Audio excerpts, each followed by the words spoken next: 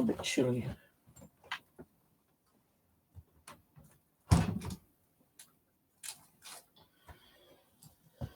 Oh dear.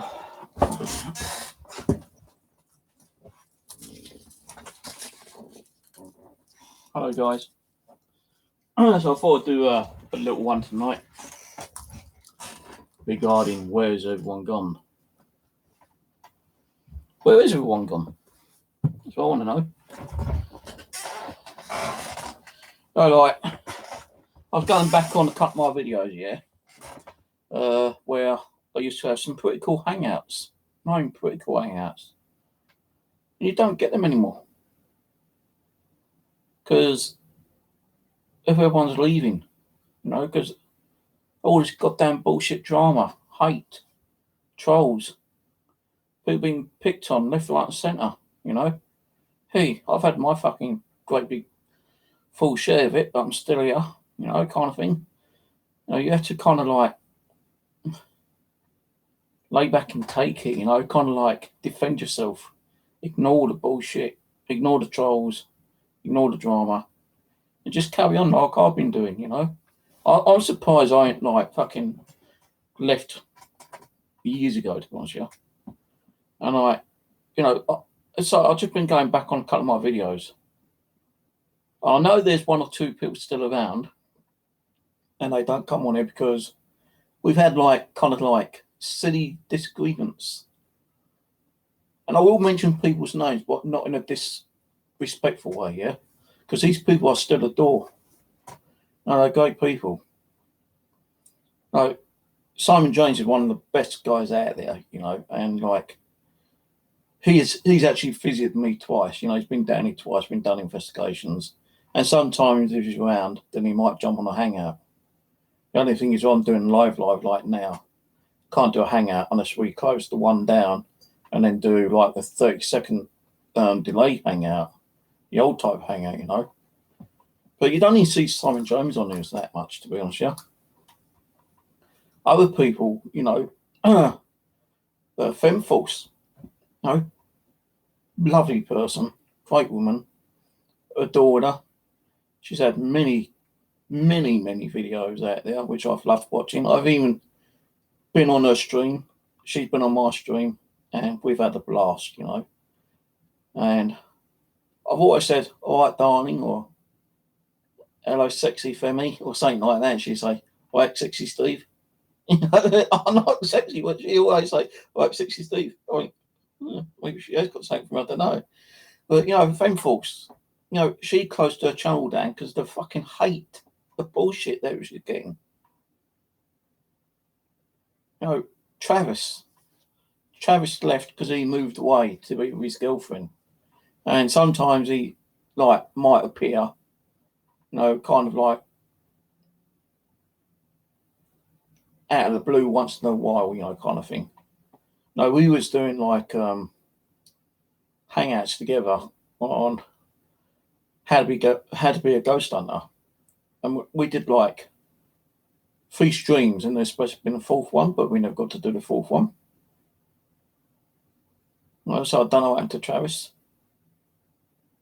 But going back to Femme Force for a minute, let's say, she was a great person. She was always getting activity. She'd done some very, very good investigations. I liked her when she was in the basement.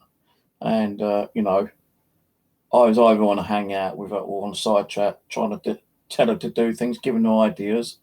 And she was up for those ideas, We even done EVP sessions where we was getting crazy EVPs. I mean, crazy ass EVPs. Either when we were asking questions or when we was just doing a silent question. Well, I say questions and non-questions, like silent EVPs. And what that is just you're leaving your recorder running and see if we get anything. And we was getting shitloads of stuff. Great woman. I don't know what she's doing. I don't know if she moved on and she's got another channel or not, but I was just watching her on my, on one of my channels, one of my videos, and, I adored that woman. It wasn't just on YouTube I spoke to her, it was also on Facebook as well.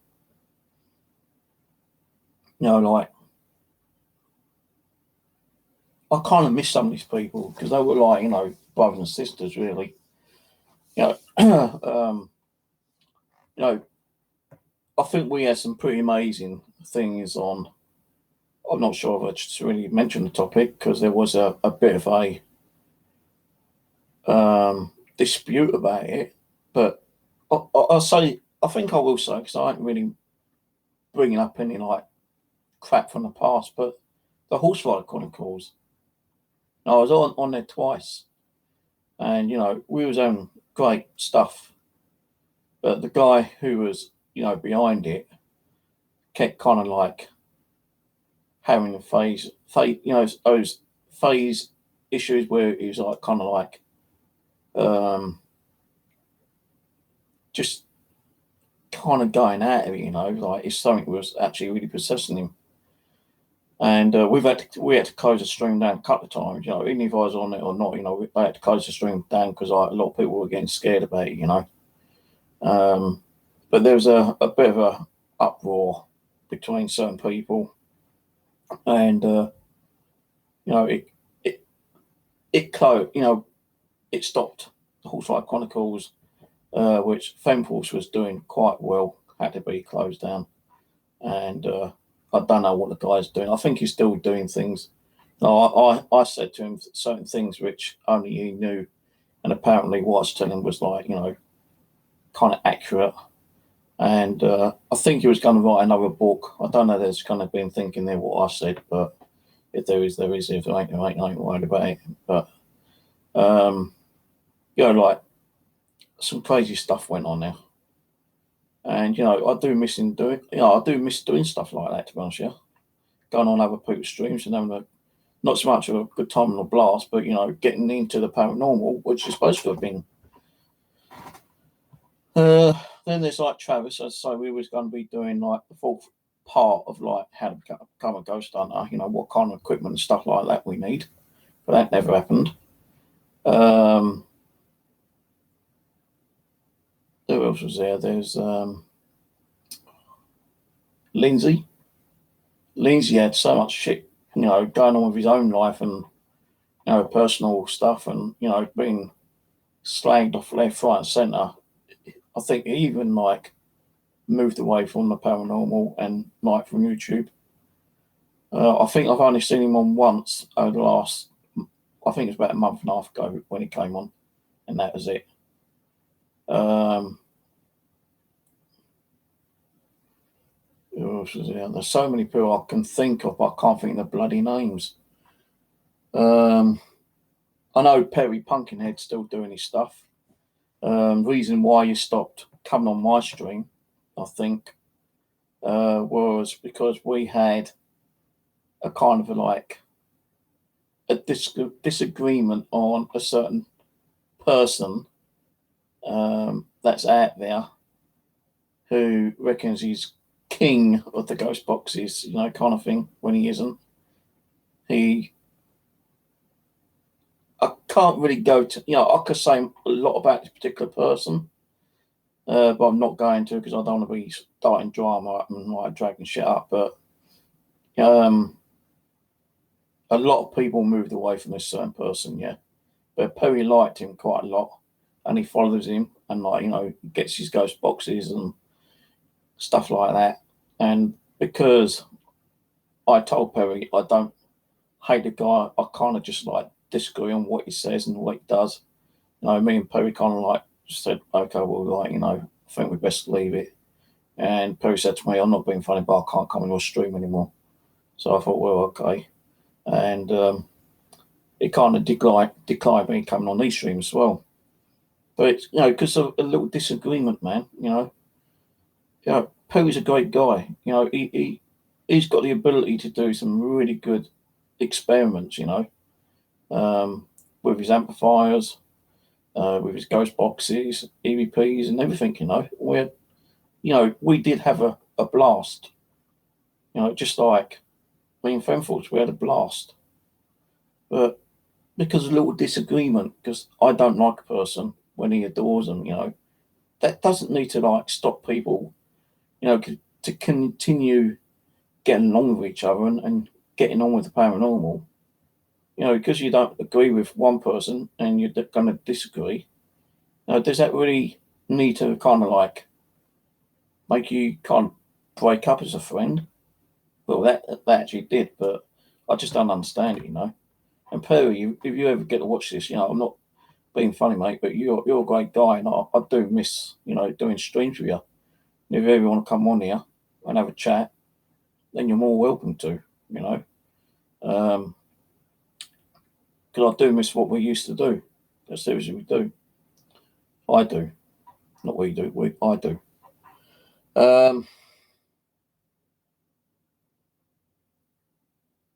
There's a lot of people out there I can mention, but I can't because I can't remember the names.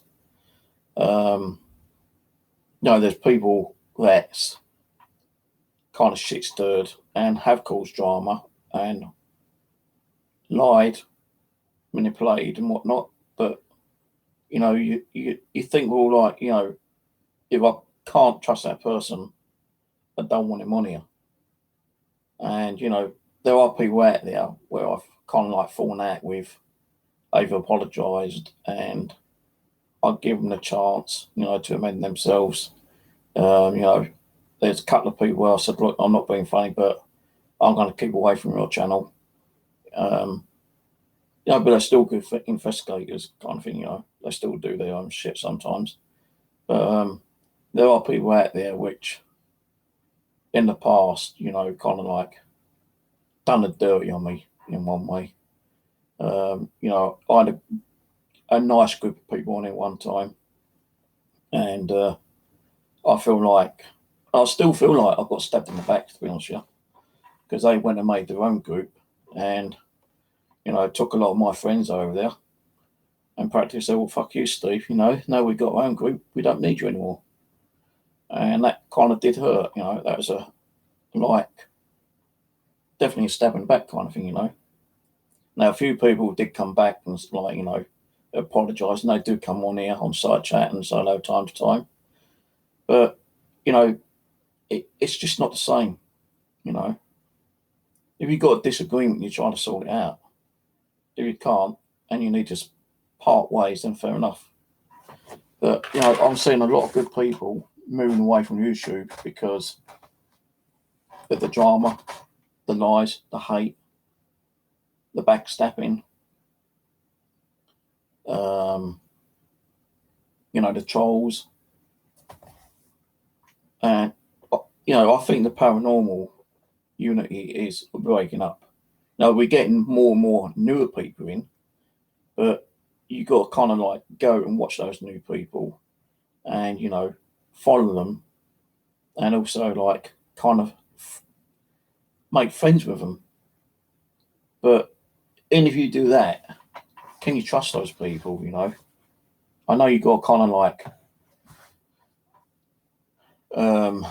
be on each other's streams and talk to each other and get to know each other a bit, kind of thing. But how do you know they ain't talking shit about you behind your back, or someone else is talking shit about you to them behind your back and they believe in it?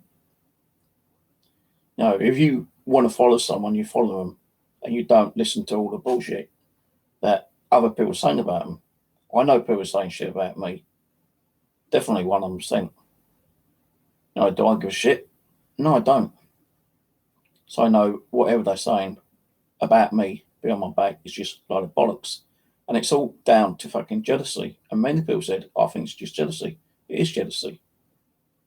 Because I've got a great channel. I've got like 23, 2,400 viewers, subscribers. I'll get sometimes, 10, 20, 30 viewers a night, maybe more sometimes.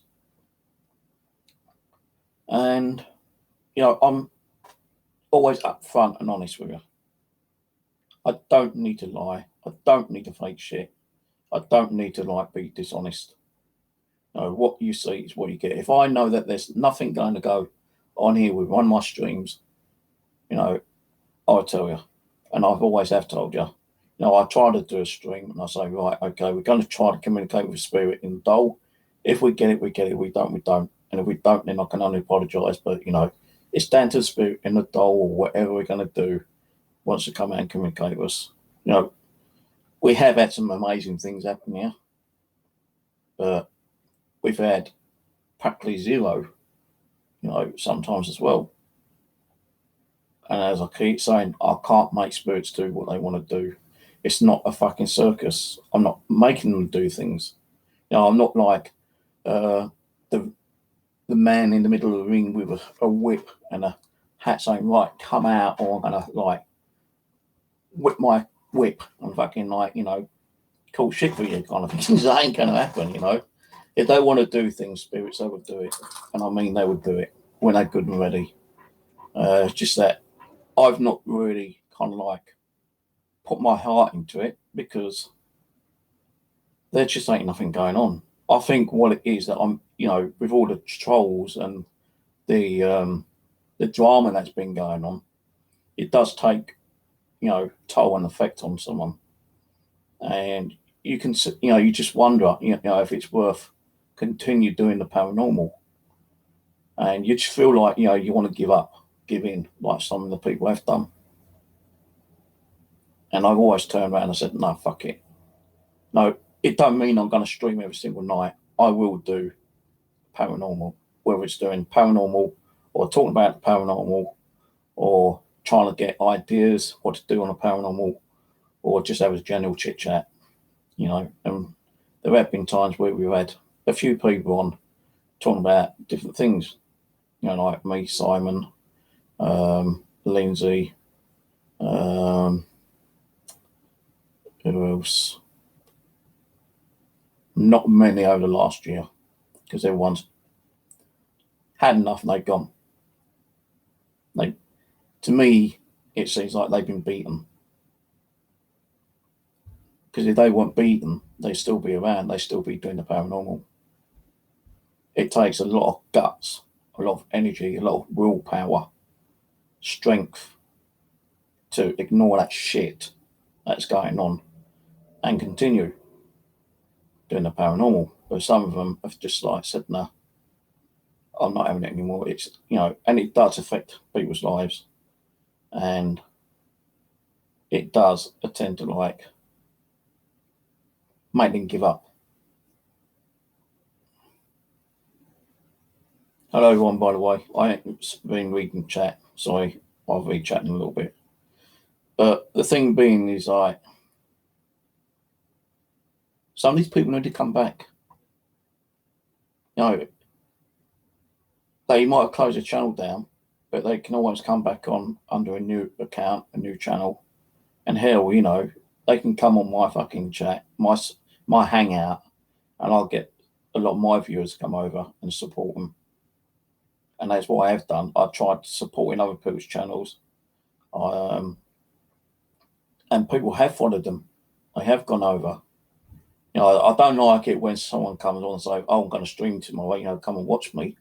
You know, because that kind of like disrespecting, you know, not doing something without asking first. That's disrespecting me and my channel. But if they say, like, oh, Steve, can I just say, like, tomorrow I might do a stream? Or send me an email, you know, saying, hey, Steve, or Facebook message, hey, Steve, you know, it's okay. Well, say to people, I'm going to do a stream tomorrow, then that's okay, you know. Or you can, like, message one of the moderators, and the moderators can ask me. But I don't like it when someone comes on and say, hey, guys, I'm going to do a stream tomorrow, you know, come and watch me. Or I'm going to do a stream in about half an hour, come and watch me, fuck Steve, you know, kind of thing. It ain't going to happen.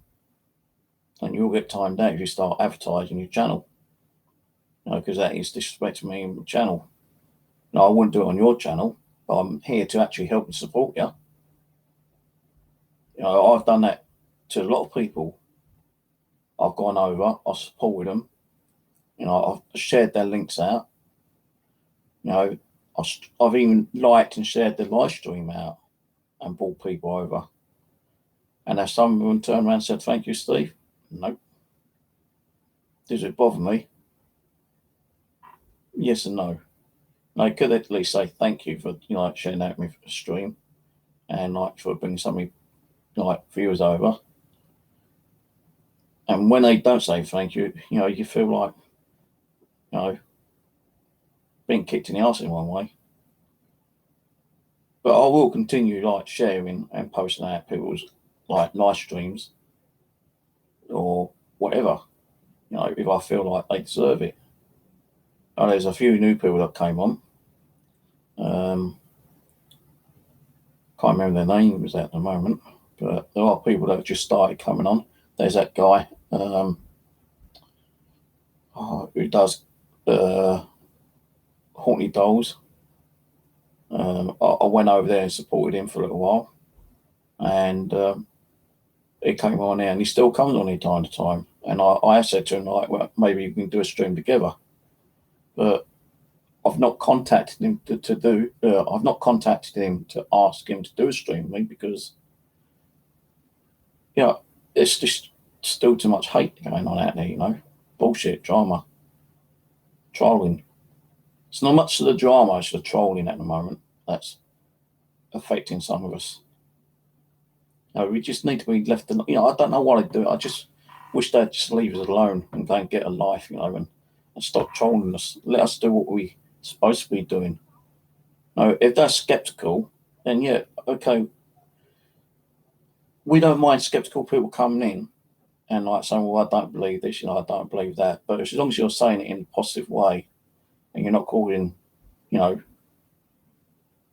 hate drama or whatever on the side chat, then all's well, you know, because everyone's got their opinion about the spirit world. You know? And we do need skeptics in the paranormal world, because like, if they don't believe it, then we want them to explain why they don't need it, and what happens if we do get something and they see it, and how they're going to react on it. You know, what kind of explanation can they say about whatever happened at that time? And they actually saw it themselves. How can they say, well, that great big flash of light suddenly behind you could have just been like a car headlight or something? Well, no, because I ain't got no cars around here, so what else could it be? And, you know, trying to get them to explain what they saw as well as what we saw is kind of like half of them to like either explain or debunk. And if they say, well, like, you know, well, I did see it, but I don't think it was a car. I can't explain what it is, but it was something. And yeah, I believe it could be something supernatural, paranormal that may have happened, but, you know, I wasn't there, I didn't see it. I only saw it on video. That could be anything. It could be like a glitch on the camera or something. So, you know, we do need skeptical people in here, you know, time to time. And I was hoping to try to get some skeptical people on a hangout one time. But that kind of like didn't happen. You know, it's a shame really, because there's so many things that I was hoping to do with certain people, but I can't because I've practically like left YouTube because of all the shit that's going on. You know, like Rose, for instance. Yeah, I left that woman. You know, I did a video the other day, which I've now taken down because I think it might have upset her. But you know, she's got a shit lot of stuff going on at her house, yeah, and she's saying one thing, but then going behind what she's saying the next thing, you know, which I don't understand. She's saying, oh, I'm going to give up or I'm going to stop. You know, how many times has she said that she's going to close her channel down due to drama or through the trolling? But she stood strong. She's actually stayed. You know, she kind of like, well, no, fuck them. I even told her to ignore them. You know, do the three things: block, report, remove. That's it. And they keep coming back, keep blocking, reporting, and removing the comments. That's all you got to do. That's all I'm doing. I'm not going to retaliate. I'm not going to like sit there and let them keep disrupting my fucking stream. You know, I've got my moderators out there who can like deal with them. And my moderators are great. You know, they do deal with them. You know, the best one out there is, you know, well, you're all great, but the best one, no, sorry to say this, but it's Bloody Mary. She's always like fast on the trigger. I reckon she must have been like a cowgirl in the past or something, you know, because like every time someone comes on and they start, boom, Bloody Mary's kind of like blocked them. But you still all do a good job, you know, the moderators. And I think like more moderators we have is better, because like I know some of you guys can't be on at certain times of their hours because don't get on in the UK. It's now nearly midnight. While over in America, it's probably like 6, 7 o'clock in the afternoon. Kind of thing. And other parts of the world could be like 2 o'clock in the morning. So I can't expect certain moderators to be on at certain times of the day. But with Rose, as I say, like I adore her. I love the woman. She's like, she's a sister to me. And I try to help her. She's helped me. I've given her stuff. She's given me a lot more stuff than I've given her. Well, I can't understand where she's going. Like, I've had it, Steve. I can't deal with this anymore. I need to take a break. And she has said that to me quite a few times. She needs to stop. She needs to take a break. It's making her ill, but she's still doing it. Why? Is it because like she could be spiritually possessed with what's going on in her house, and it's making her continue doing it, and she doesn't have that strong enough willpower to break away from it? Say, no, fuck it. I'm going to leave this alone for a little while. Take a break for 2 or 3 months. And if I feel like coming back, then I'll come back. And okay, she has done it a couple of times where she's taken a little bit of a break and came back. But to me, it seems like every time she comes back, it gets worse. And I don't like seeing that, because there's been times where she's been on my stream and it's been fucking frightening. Not just me, but to some of you. And you're saying, Steve, you need to contact someone, send them a message, especially when she's gone into like that weird trance thing, it's like she's been possessed by either Grumpy or the Hatman or something, That is scary as shit. There's one time where she walked out of the room and didn't come back for near enough an hour. And like I had to phone the authorities up because I was fucking worried about her. And like, what happened? She had a go at me about it. Well, I'd rather have a go at about it because at least she knows that I fucking cared about her. And like, why does my chat keep going on and off? Now let's go on to the proper YouTube like this. Hi, Ghost Finding Ghost Finding TV. I think you might have been the one I was trying to think of, actually.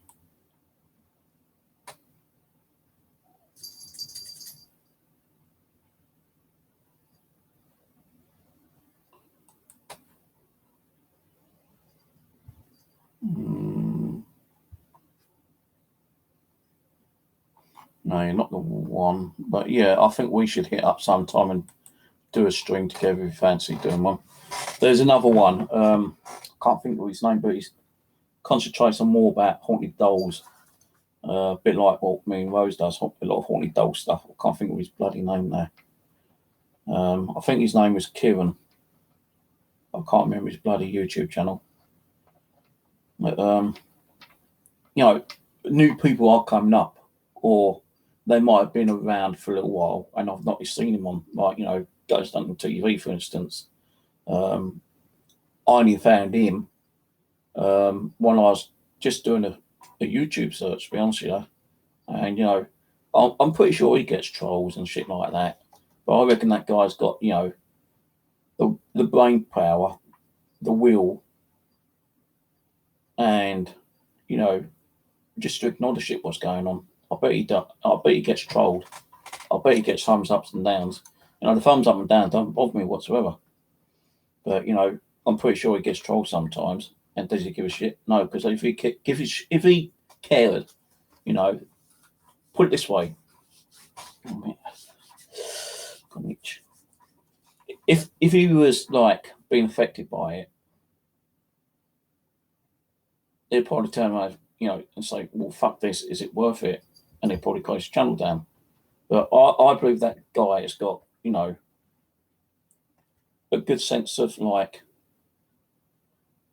how can I put it?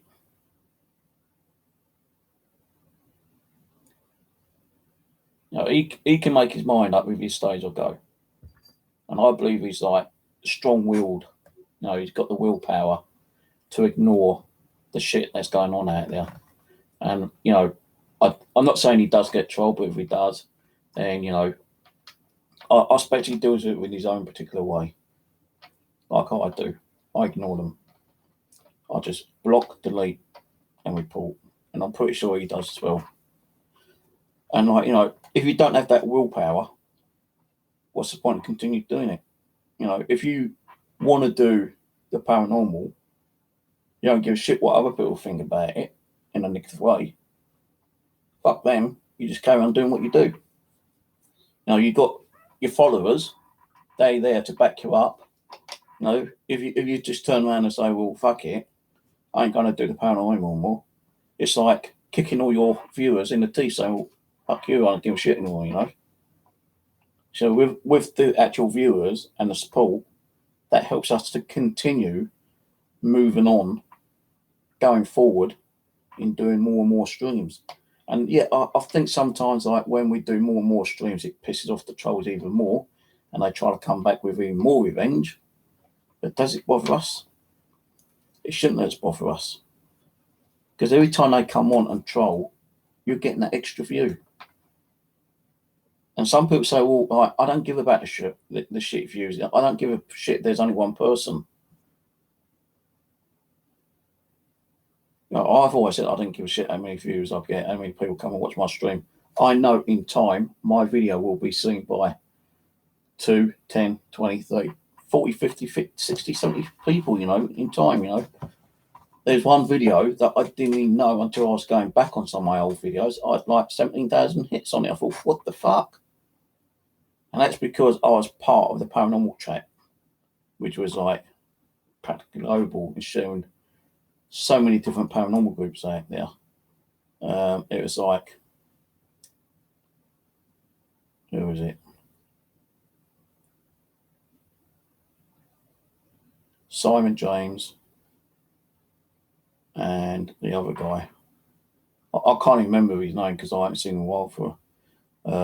But Simon James reactivated paranormal chat, and I don't know how many people were coming over from there. But before it kind of like shut down because like certain reasons, it didn't get closed down. Actually, it kind of just went dormant, and it's Simon who actually reopened, I think. But before it did go dormant, I was getting hundreds and hundreds of viewers all the time. But because of all the shit was going on, a lot of people were leaving their channel, and even Simon and Jason, that's a guy, Jason. Jason is a great guy, you know, brilliant guy. He does some really interesting live streams, but even he got attacked, fucking trolled. You know, even he went off line for a while, but came back.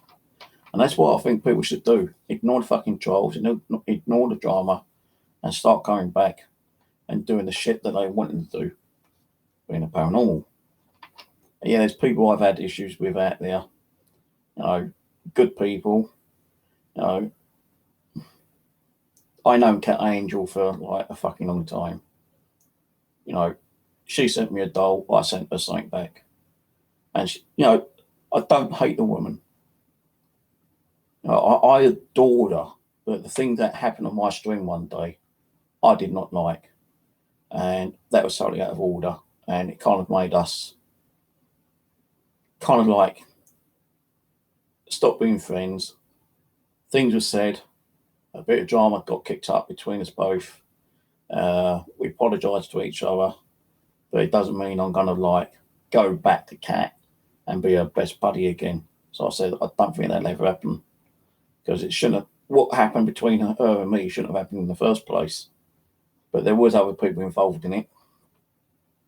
And I've had a lot of shit being told on what was being said about me, which I'm not going to go through because I don't want to be dragging up the drama. But, you know, she does her stuff, I do my stuff, we keep away from each other. I don't go on her channel. She doesn't. I don't know, she still comes and watches me sometimes. She does, you know, I can't stop her. But, you know, she did get blocked. because of certain reasons not long ago.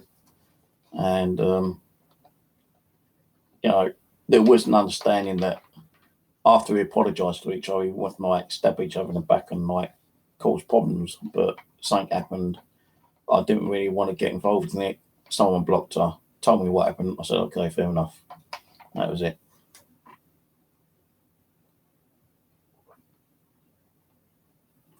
I shouldn't be drinking this. This is the last drop of juice I've got. Should be drinking my water. But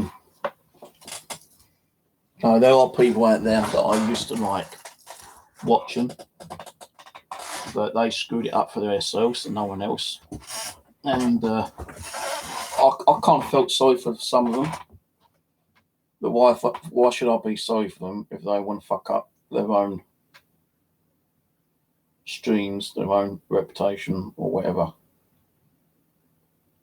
And there was a couple of people that I didn't even really know. You know, I've never spoken to them in life.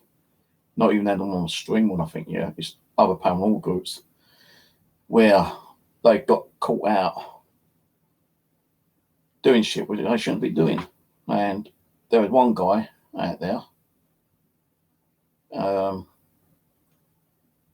who got caught doing something, and a lot of people, a lot of his viewers kind of like stopped watching him, but he did actually make a comeback. And I'm not talking about Chris Powers, I'm talking about that Tom guy, Tom Bucket or whatever his name is. He did a video of he had like a teddy bear or something on the stairwell, and he comes out, he goes something about like, I'm going to make the teddy bear fall down or something, or get the teddy bear to fall down. And just as you asked, like, you know, the teddy bear kind of fell down just like that. And a lot of people kind of like, hang on a minute, what's going on here?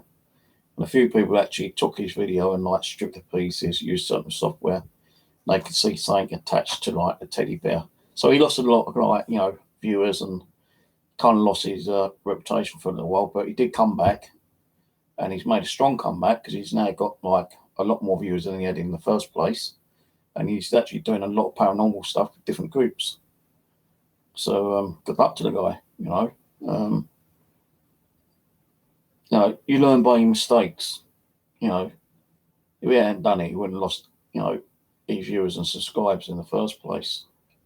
I think what it is, sometimes it's just like desperate. You know, you're desperate for more viewers, more subscribers. You know,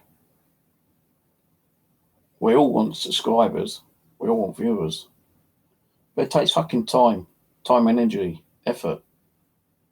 You know, I've been on this channel 6 years.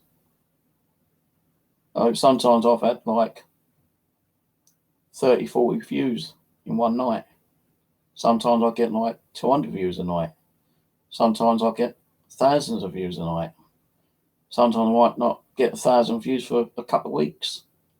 But, you know, it has to work up. The viewers need to like watch it and share the link. You know, it's, if I go on to like, what's the name's channel? What's his name? My mouse keeps playing up as well tonight. Ghost Finding TV, right? When I first saw his channel, you know, I watched him for a little while and thought, not a bad guy, you know. But I didn't start sharing his link out until I started watching a few more of his videos and seeing him live streaming. And I did go on his side chat and I started saying hello and stuff like that. And, you know, before I actually went on his side chat and started talking to the guy, I'd watched probably about 20 videos of his. And I thought, yeah, this guy's got something, you know. He seems like a respectable kind of guy, you know.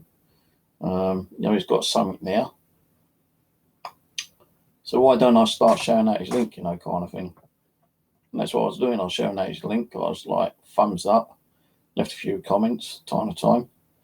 And I said to him, you know, if you want to do a stream, I'm sure it's him. I said, right, it might have been that Kerwin guy. But, if it, you know, even if the guy's still watching, go Ghost TV. If you want to come on and do a hangout with us, you're more than welcome to. Just like send me a message, leave a message in a comment later, and we'll have to get together and do something. Yeah, because I always, as I said before, you help each other out.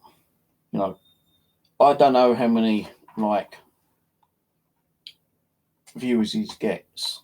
No, but if I can get some of my viewers to go to his channel, so he can actually get more subscribers, then that's okay with me. And if he wants to do it to me, that's all right with me, you know, kind of thing. Because we do need to help each other out. But when you're sitting there fucking like slandering and backstabbing and like causing drama and, you know, hating on each other, that's just pointless. That's stupid. It's childish. I just don't get it. You don't like someone, you don't go and watch them. You remove them from your favourite list. You delete their channel. You remove them from your subscriptions or whatever. If I went on someone's channel and I didn't like them after a while, I'll unsubscribe to them. Especially if I heard that he's talking shit or she was talking shit about me. I won't go and fucking retaliate. I just like, fuck it, you know. Then they start saying, well, what, you know, where's Steve gone? And they send me a message. I say, well, you know, I'll be honest with you, I've heard that you've been talking shit and I didn't want to come to you in case it caused like drama between us. So I just kind of ignored it and unsubscribed myself to you. And that's why I'd probably deal with it. So I don't want to be causing drama. I don't want to be hating someone. And there's a lot of hate out there. You know, don't you think there's a lot of shit going on in the world at the moment and actually like causing drama between people and like hating each other? There's enough hate out there as it is. You know, there's so much shit that's been going on in the last couple of weeks that I've heard about. Apparently there's that new bird flu in China, which possibly could kill 40 million people if it doesn't get sorted out. And probably about 300 people have already died in China, bless their souls. Then there's the other issue, which I heard about. What's that other one? Oh yeah, about, you know, I'm not going into religions, but Muslims, you know, they can do things that we can't do. You know, they're allowed to go in a fucking park and do their praying, their religion. But can we do it? No. We get arrested. It just don't make sense. A lot of it don't make sense. You know, there's too much hate in the fucking world, you know. And I wouldn't be surprised, like, within the next 50 years, there'll probably be enough for fucking, like, Third World War. And, like, you know, the whole world will probably be reduced probably by half.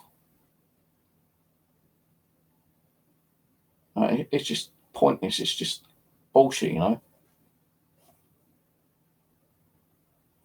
No, why don't people just get on and do what they need to do and like other people stepping in and trying to fuck you up? Why do they do it? Because it's hate and jealousy. They hate me and they're jealous of me because I got 2.3 fucking thousand viewers and I've probably got so many people watching me right now and they don't even get that on their channel. You know, I had like 19 just now, but it's gone 17. Maybe because like they don't want to listen to the bullshit that I'm splurting out, you know, about things that's going on in the world at the moment. And I don't blame them. No, we've got our own shit to fucking worry about. I've got to worry about myself. Not what's going on in the fucking news, on the media. I've got to worry about when my next meal's coming. When am I going to be able to go and afford a new pair of trainers? Because all my trainers are fucked right now. No, at the moment, I'm having to buy these because my trainers are fucking like falling apart inside. And I can't afford to go and buy trainers. I have to budget my money to go. I've even not been able to go out much this week because it's cost me like on bus fare, travel costs. I've got to lower the travel costs and my fucking meal money to go out and buy a new pair of trainers next week.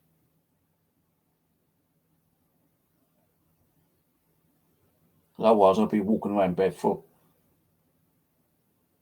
And I don't believe going out and buying a pair of trainers, which is like 70, 80, 100, £200. You're paying the name brand. I just go out and buy a fucking pair of trainers for about 12 quid and they last me 6 months. If I've got the money, I'll buy 2 pairs of trainers. They're 10 quid each. I'll wear 1 pair. As soon as they start falling apart, then I can go on to the backup pair. As soon as they start falling apart, hopefully I've got enough money in my bank account in like less than a year's time or 6 months' time to buy some more trainers. Because sometimes the trainers I buy are supposed to last me 6 months, but sometimes don't last me 3 months. So like,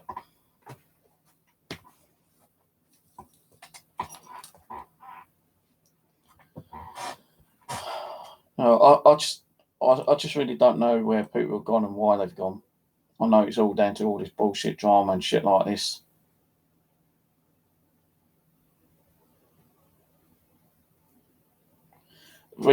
Lindsay was on here a few weeks ago, but he was only on here for a little while. So Lindsay's around, but he's not. Lindsay had a shitload of stuff going on with him. Because Lindsay and Travis were going to meet up. I don't know if they ever did meet up, and they was going to create their own particular group. But that never happened because of certain reasons.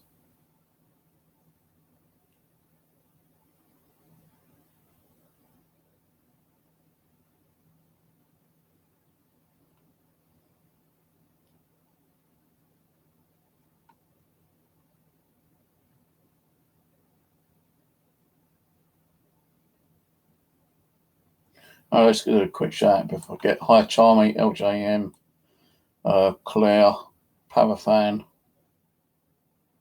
Ian, Bloody Mary,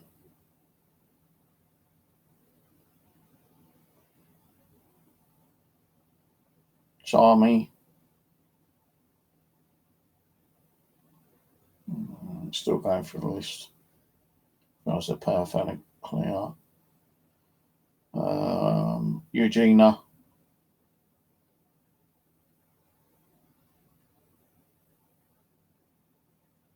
Phantom 2,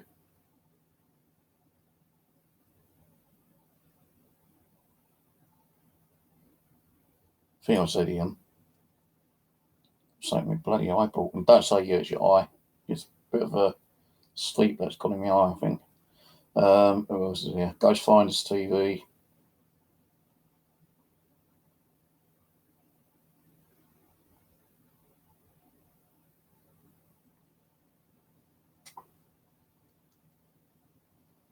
Still going through the list.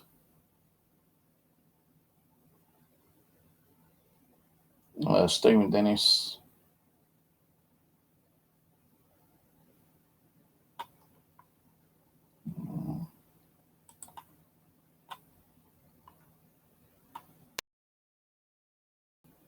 I need to edit that to get the link.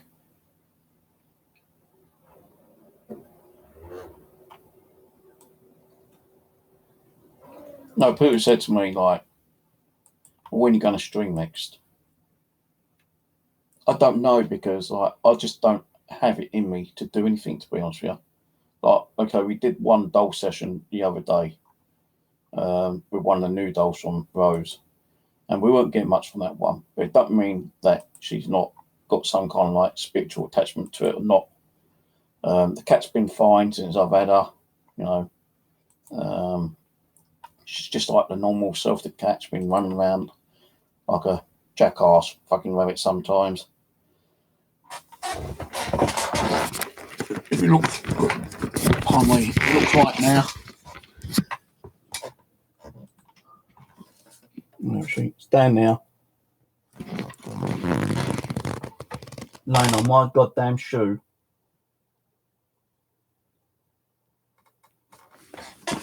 Yeah, laying on my shoe. Why, I don't know. Maybe she likes the smell of my feet. I don't know, but she's been doing that a lot recently. As if she's like, sometimes she does it in the morning as well. Like if I want to go out, she might be laying on the shoe and I'm thinking, oh, God, my shoe, I need to go out. And she'll sit there looking at me. And she's saying, no, don't go, don't go. And when she's up on the windowsill, yeah, and, you know, I'm getting ready to either go out or go to bed, I say, come there, up, out, and she sit there and she goes, like a rabbit cat as a teacup. Don't you do that to me? Come on, out. That's what she does. Chats her little teeth. Give it time. I'm hoping that she'll come home, Stephen. Just give it time. Cats are, you know, they're adventurous kind of creatures. They are. They will go out and they like to go on their little adventures and like, you know, once she knows like she's missing her home, she'll be back hopefully, unless someone's like found a doctor. If you've got like one of those like little ID tags on there, and someone sees it, they probably might contact you. My cat's chipped anyway. I've got her chipped. So if she goes missing, all I've got to do is ring up the Blue Cross and say, cat's gone missing, and they'll track her where she is. Some people actually do their own posters saying that the cat's disappeared. You know, it's always worth getting your cat chipped. No, to me, I can't remember it would have cost me quite a lot of money to get her chipped, but because I was on the unemployment at the time, I got it at a discount rate, like 70% off. I had to pay 30% of the normal cost, so it's worth getting, you know, the cat chipped. Now, don't get, guys, there will be times I'll be doing streams on here, but I am going to be working on streams on Patreon, and that's my Patreon. So don't get to go and sign up on Patreon. There will be videos locked, and you'll have to pay $1 to unwatch them. Some videos will be like free to watch, but only on Patreon itself. But I'll still be doing like these kind of videos on YouTube. I'll still probably do some paranormal stuff on YouTube as well. But the reason I've gone on Patreon is because like that way I'm going to get rid of a lot of the trolls. For one thing, because otherwise, if you know, when I'm doing this, you're going to get trolls left, right, and centre. If I do a live stream, whether it's a locked where you have to pay $1 to get into watch the live stream, or if it isn't locked and it's a free live stream, they still have to have a Patreon account to get in to even troll. And I'm pretty sure that they can only have one account, these trolls. So once they go on there and they start fucking causing me shit, all I've got to do is block that account and that's it. If they go on and make a new Patreon account, then they have to give out contact number, email address, etc., etc. And Patreon takes it a lot more serious trolling than YouTube do. So that's the reason why I opened Patreon.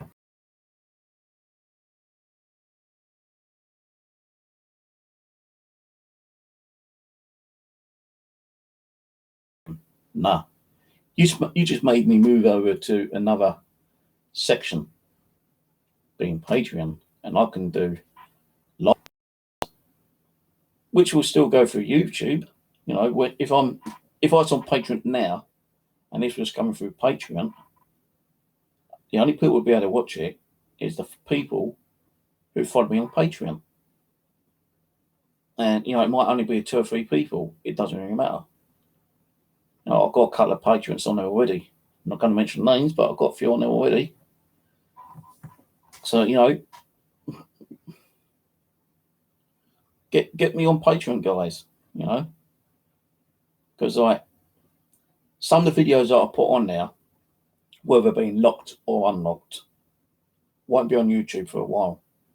You know, if I was on Patreon doing a live stream now, only people would be watching would be my Patreon followers, yeah, because it'd be locked, or it doesn't matter if it's locked or not. You know, some live streams I may have it locked and you'll have to pay $1 for, but most of them will probably be unlocked. There will probably be videos on there which I will lock for certain reasons, and you'll only have to pay $1 to watch it. There's other things you can do, and you can like donate to me as well. Donations, I only get like 5% taken out instead of like the 30% on YouTube.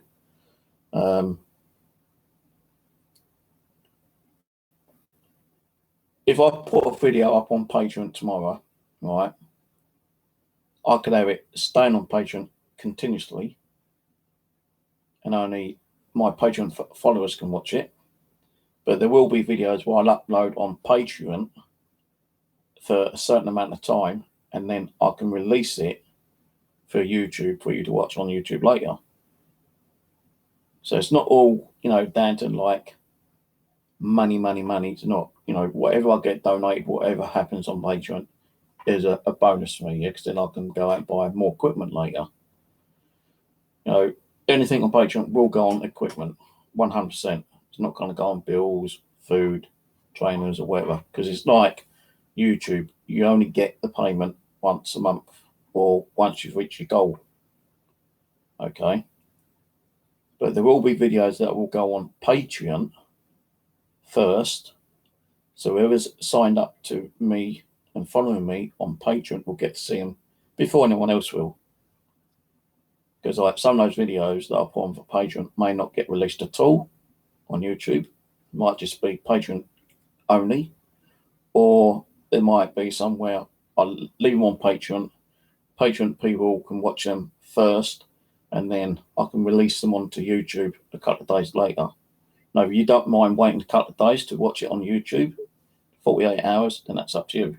But if you want to watch, like, live streams or new videos, that I upload, then Patreon's the only way. Because, I'm not giving up on YouTube, because all my fucking followers and subscribers are on YouTube, so I'll still be doing stuff on here, which won't be on Patreon.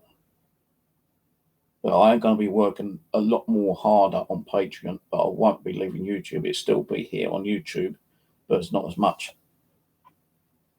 If you see what I mean. I'm not doing a ghost box session tonight, Lee. I'm only doing a general chat tonight. The things I'm going to be doing will be like, more ghost box sessions, EVP sessions, stole sessions. Going to get back into the military stuff. Going to try to get back into like spirit drawing as well. And maybe the murder mystery unsolved case files, but the murder mystery ones will probably be on Patreon and only stay on Patreon. The military will be a mixture of on here and on Patreon. Spirit drawing, I'm not sure whether it'll be on here or Patreon. Ghost box and EVP sessions will be on both. Depends on how I do it. There will be some sessions where I'll probably not record on here. A live stream, I'll probably do it offline on a camcorder and upload that camcorder version either on here, YouTube, or Patreon at some time. Probably try to get back to do some more cemetery stuff. I keep saying I wanted to do it, but I keep kind of like knocking it on the head because I can't get as much. And now I've got metal detecting. I'll rather try to do a bit more metal detecting than anything else. But I will get back into that. Spirit drawing. I'll probably do that on like Hangouts, actually. If I get someone on here on a Hangout and I can, get them to talk, and I can tune into what they're talking about or tune into their area, their home, then I might be able to find out if there's anything I can, in one way,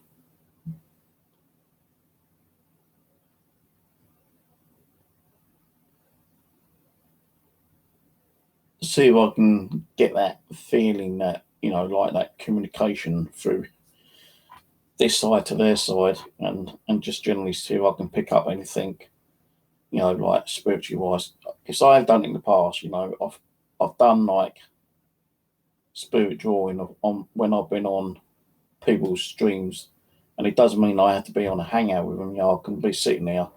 If I've seen the thing in the background, through the pixelization or through just the camera picking up different angles, and I think I can see something, then I draw it.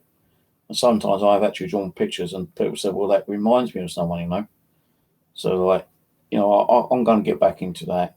I've got a book, like a drawing pad over there somewhere.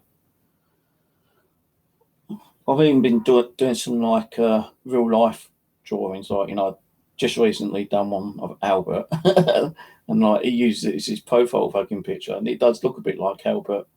Well, his partner said it doesn't, but no, that looks like Albert. I tried doing one of Susan, but that didn't come out all that good. But yeah, I've got my book over there somewhere. But where it is at the moment, I can't remember. But I have got a lot of things I'm going to be doing. But I just wish that some of the people I've done stuff with would come back. Ignore the fucking trolls and the drama shit. Just come and get back and doing your stuff. Are you molting? I bet you're molting still, aren't you? No, you're not molting as much now. Oh, yes, you are. Now, I don't you sticking your feet in my groin. Look up here. Look. Say hello. Say hello. I don't like Romina much, because she's like molting quite a lot, and she sticks her bloody back hind legs in my groin. And sometimes she sticks her claws in my stomach. And it ain't a nice feeling when you're getting claws stuck in your stomach.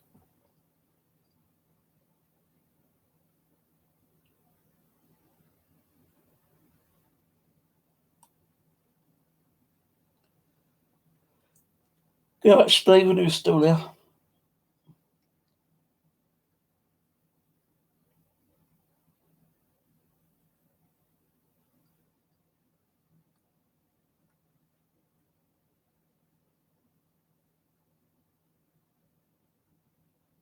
Right, she comes back soon anyway, the cat.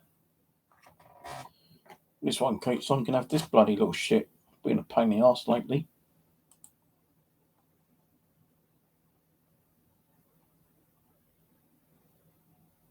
Don't look at me like that.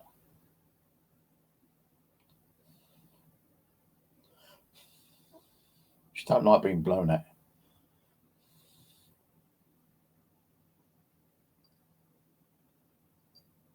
They say like bathing cats don't harm them. I've never bathed her, but I've like sprayed water with it the other day from a spray bottle, and she went like do-dally. She was running all around the hallway trying to get away from the spray bottle. And they actually do that spray for cats, don't they? Where you don't have to bath them, just spray it over their coat, and they tend to like lick it into their coat themselves. Can't remember what the stuff's called, but it doesn't harm the cat, because otherwise, if it harmed them, they wouldn't make the damn thing. But it's meant to help the cat clean itself even more. But this one washes herself too much. How many hairballs have I picked up? Wet ones, watery ones. There's one out there earlier, wasn't there? Near your bowl. And you don't even shit in your shit box, do you? Shit on the floor, little cow. That's what I don't understand. She'd go in the box and piss in there, but when she wants to shit, she wants shit in the box. She'll shit on the floor.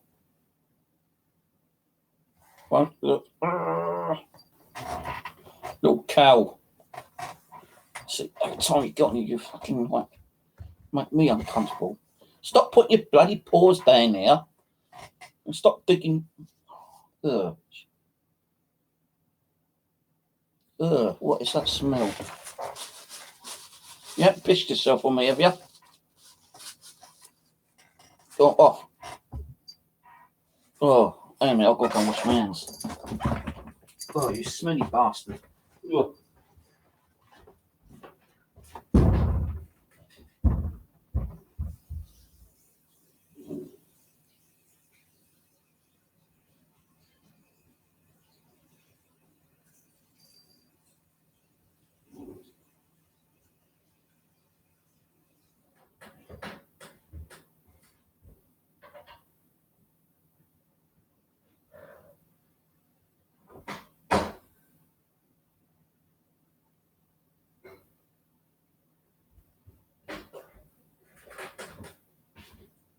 Dirty cow.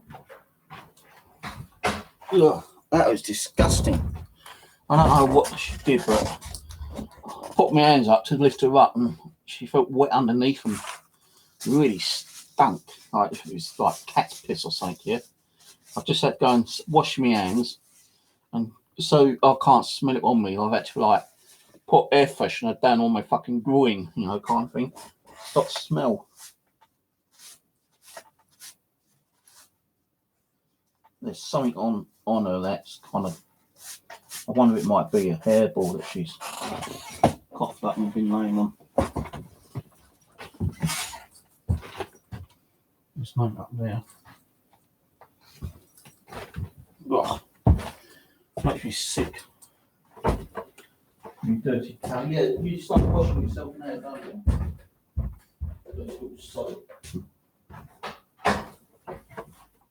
That's why I don't like her on me, in case of things like that happen, and at least my hands smell better now.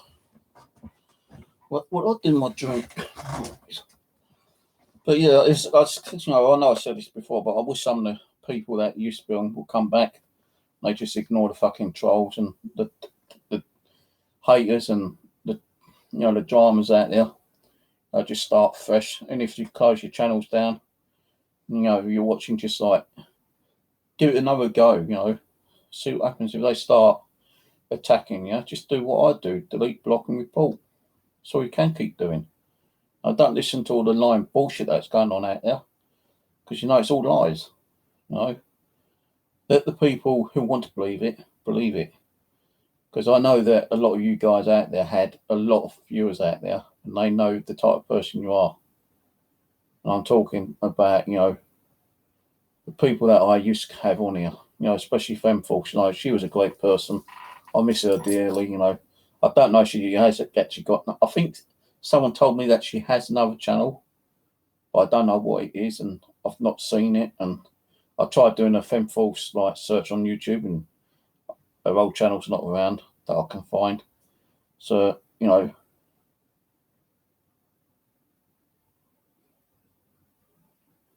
fucking marked her territory. But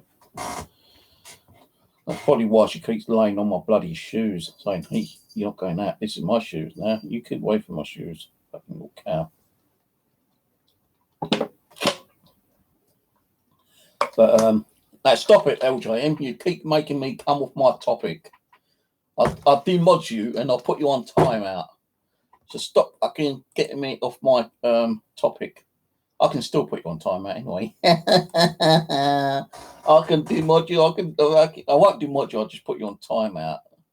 Give you a little bit of taste of the medicine, man, for putting me off my topic. But yeah, some of these people need to come back and just ignore the bullshit what's going on. You know, they can do what I'm doing. Go on fucking Patreon and then just like do their stuff on there, you know, and get their followers from YouTube to go on there and follow them. You know, that's all they got to do.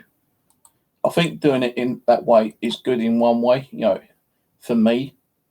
Other people might think, well, no, you know, if you're going to be on Patreon, and I ain't going to be able to follow you, know, because like it means like they got to sign up to Patreon themselves, and you know, you don't even have to create your own Patreon page. All you got to do is sign up as a member and follow the people on there, because they have a search engine where you can put in paranormal and it'll bring up shitloads of paranormal Patreon sites, you know. I know I had 2 patrons on there yesterday, so I don't know if I've got any more yet. But at least they get to see whatever I put on there first, you know. Oh, that's the wrong one. Hang on. Gone on to the wrong Patreon. I've actually got 2.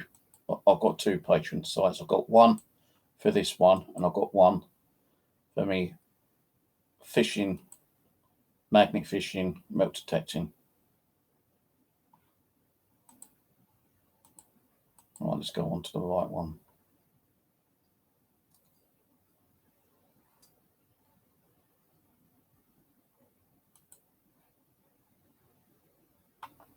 Yeah, I still only got 2 on there. Come on, guys, you don't need, like, you know, you don't need to even pay for anything, you know. It's only if you want to unlock a video that I might put on there locked. No, eventually, whatever I put on locked, and put like a dollar fee. What's a dollar? Can't even buy a fucking cup of coffee in America for $1. I need to go to a cheap ass McDonald's and probably get a coffee there for $1. And I've told it they're shit anyway. But there's going to be unpaid stuff on there. We ain't going to have to pay at all.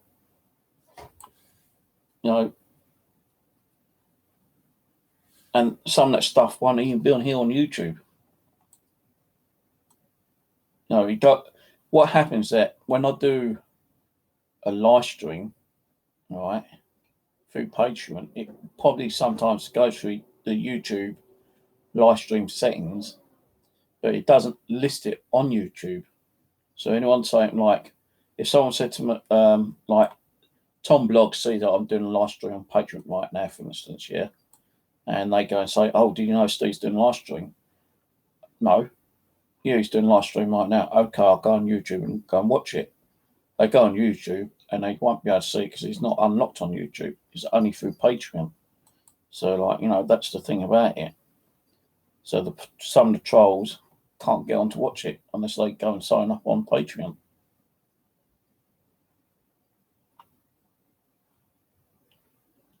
Now, why did that take all that time to put that link through?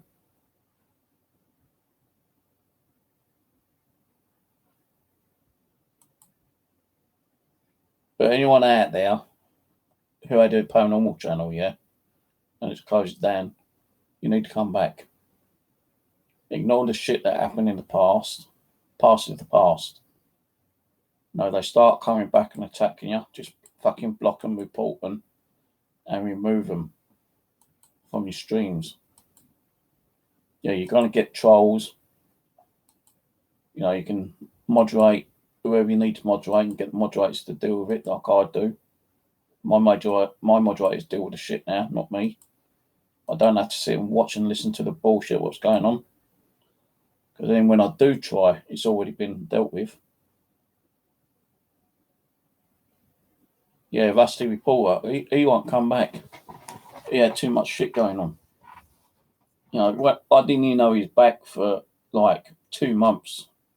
When I heard that he was back, I went over to him and I sent him an email. Say, bro, glad to see you. No, I think I put it on his comment. I said, oh, glad to see you back, mate. I said, you're still going to do the paranormal? If you are, you can always come and visit me. You can come on my site. And he just said, no, sorry, Steve. I'm not being funny, but too much haters out there, too many trolls. Can't be arsed with it. I doubt I'll be able to come over and watch you on your stream. I will on the odd occasion, but I won't be there like I used to. I thought, oh shit, man, fucking that was a good, he was like a brother as well. Right, I missed the guy. He's still got his channel up, but he's doing like gaming, and I don't really. Although I do a little bit of gaming, I've got my gaming channel, but I don't play the games that he plays. So, and I don't really go over there and watch him because he's not sitting there live like he normally does. You'll hear his voice, but you don't see him, and he doesn't have like any hangouts over there or anything. So,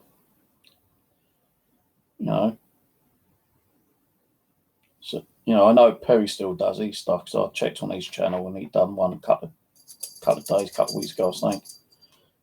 Simon James, he'll only come on every now and then when he wants to. And he tends to come on when I'm actually doing a live stream and not like a normal live stream, which is a 30-second delay kind of thing,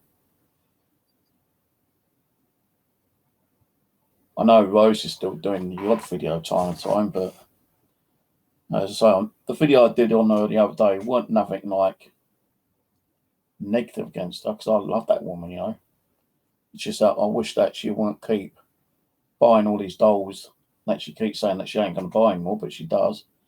I know it's her money, but,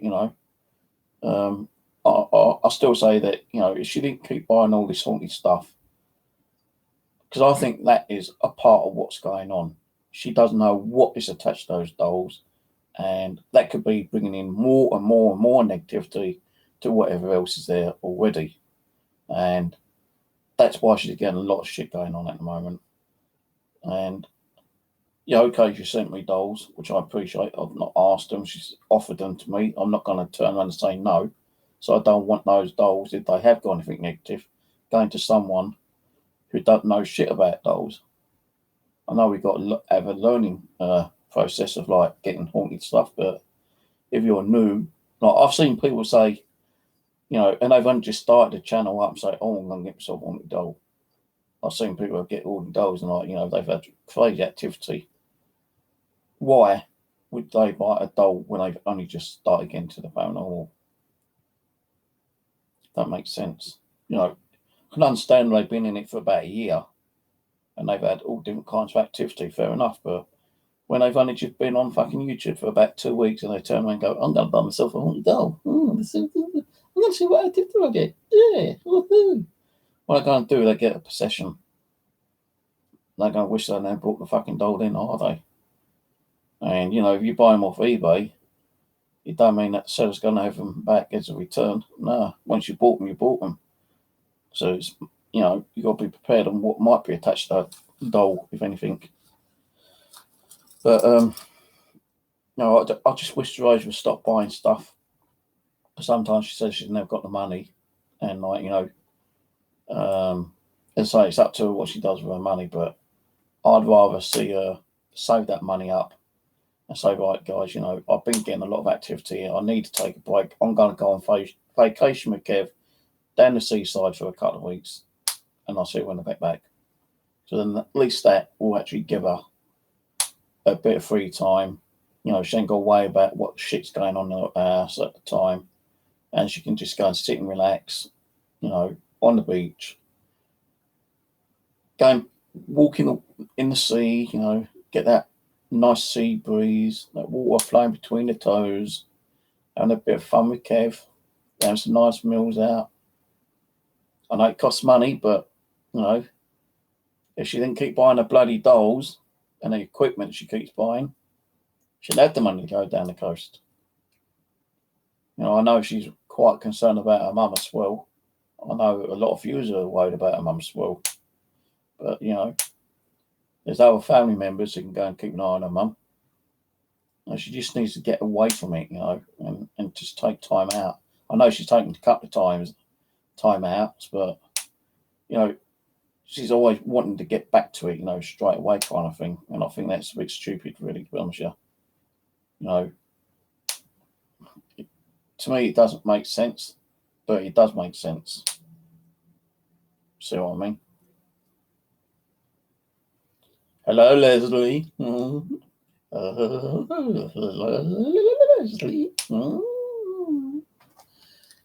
Hello, Leslie. I know about you, Leslie. But anyway, don't forget, guys, I'm going to keep posting this, yeah? It's down there anyway, below. Once you refresh it, it's down there.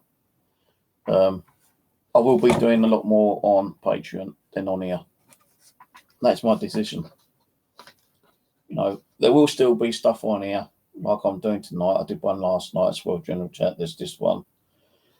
And I'll probably do like a few live events on here, time to time. Some of the haunted doll ones. There's going to be another haunted doll with the same doll next week. Might be Tuesday. Because although we didn't get nothing from her the other night, it don't mean that there was nothing attached to it. I didn't do a Ouija board because I couldn't find the plushette, and when I did find the plushette, I didn't think I had enough energy to put myself in that position to do a Ouija board. So I'm going to try to build up my energy for if I do it on Tuesday to do a Ouija board, and then, do a session with that doll and see if we can get anything from her. But,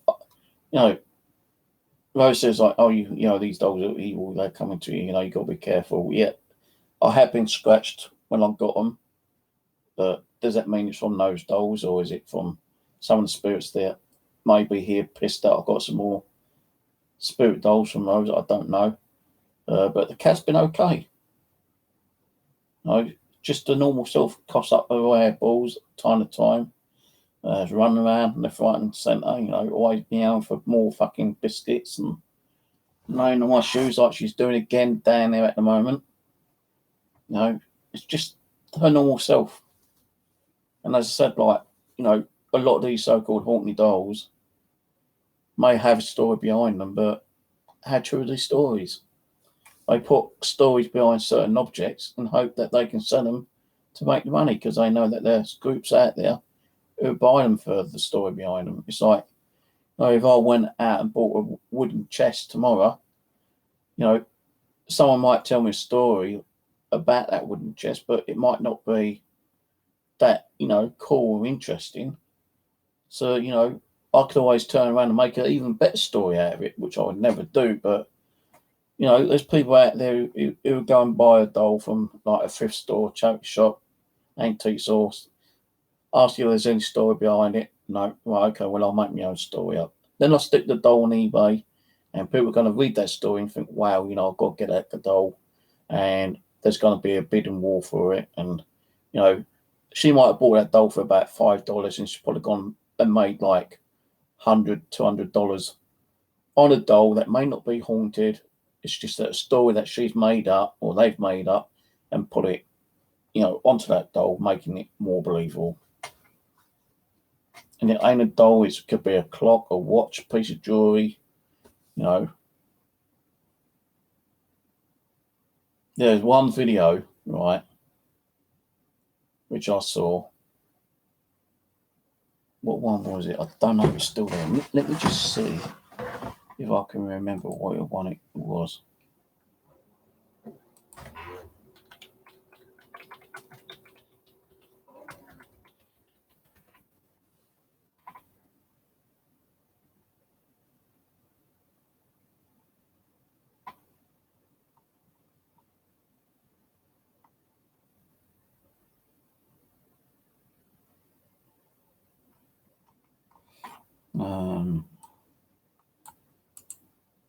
Someone actually saw on eBay a certain object.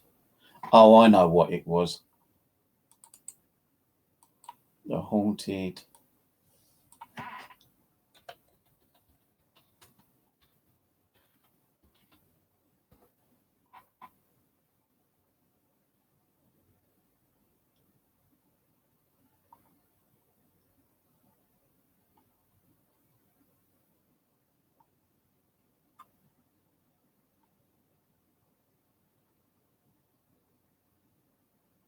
Yeah, this is the guy, right? And I've actually been on now on his channel, right? And I said to him, like, you know, because he's the one who actually does the other haunted doll sessions, yeah. It's Truth and Life, all right? Truth and Life Paranormal. And, you know, I can't remember if he's ever been on my stream hangout, but I know he's been on chat. Now, this was what made me laugh. Right? I watched one of his videos, and he was looking for haunted objects on eBay, right? He was looking for haunted objects on eBay, and he saw one item that he had put a bid in for, and he actually won the bid. And the bid was for haunted toilet paper. Yeah, haunted toilet paper, and that's his video link there. It's a 5-minute video of him unwrapping. I think that might be where he actually told you about the haunted toilet roll, but I can't remember if that's the one where he actually also received it. Let me have a look, because I think there might have been another one. Search haunted toilet roll.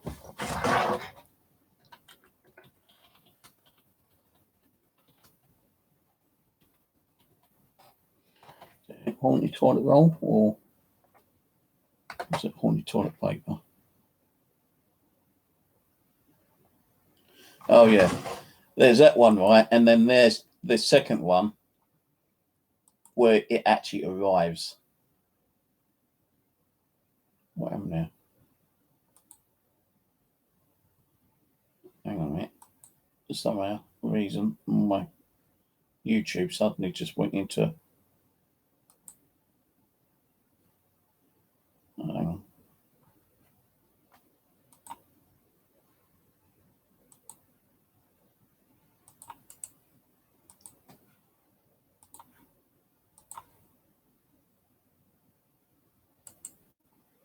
Yeah.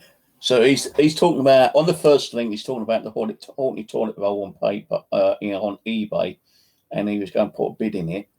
He eventually actually wins the bid, and it actually arrives, and he does a session on it, I believe. So people do get ripped off. What is the toilet paper going to do? Like he had the camera there, and it started moving slightly. That could have just been like a little cold breeze, that was generated when he was moving around. Could be slight vibration against the wall, something like that. Can't prove the toilet roll was haunted unless the toilet paper started unrolling itself crazy. Now there was a video one time, I don't know, it's still there on YouTube, where someone said that they had a haunted toilet paper, right, and it unrolled itself, and they had a locked off camera, and they had to put it on time warp because the toilet paper started unrolling itself by itself, and it's like where the toilet paper was just just barely hanging down, and in the morning it unrolled itself about 4 or 5 sheets or something. Yeah, but that don't mean shit. Get in, toilet roll, shit.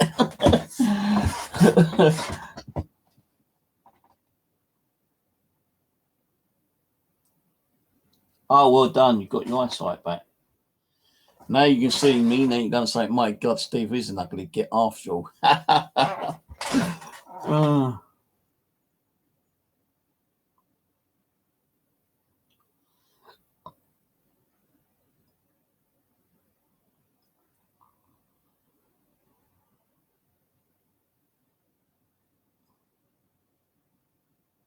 But, people will put anything on eBay if they can get away with it and say it's haunted. Hey, look, I could have this sitting here, right? And if that was put there, right, I'm pretty sure over a certain time period, that lid will pop up if it's not secure enough. Now all you got to do is like that.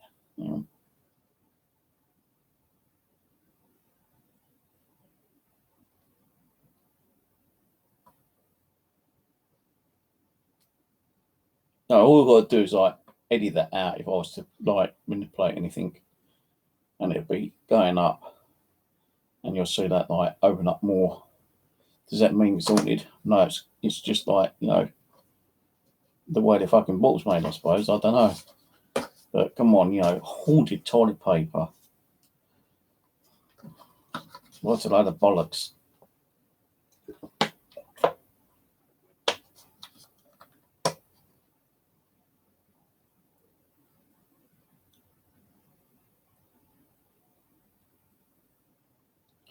Yeah. Too right, Aaron.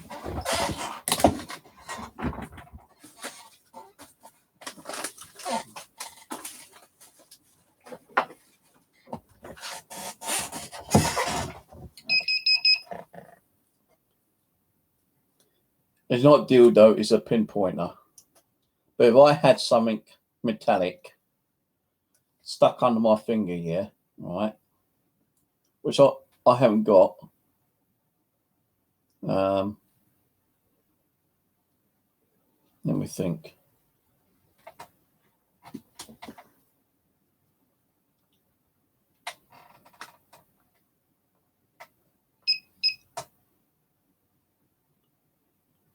That went off by itself and it shouldn't have done. Are you haunted? Hello? Can you bleep again? I was going to try to find a piece of metal or something, and stick under my finger so you couldn't really see it. And I'm going to look. My pointer's haunted and it starts going off. I ain't got nothing I can use. Actually, hang on. Turn it off a minute. No, minute. Oh, I've got an idea.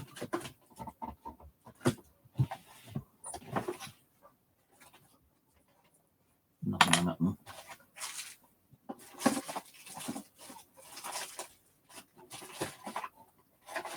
So one of my pinpointing stuff does actually go off by itself sometimes, but that's because it's either the battery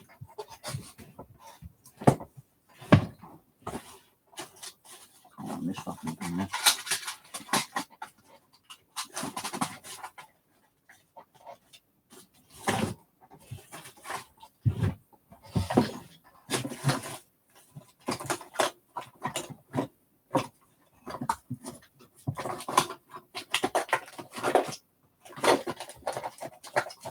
Let's put one on the fucking bottom. Oh guys, I've got an idea.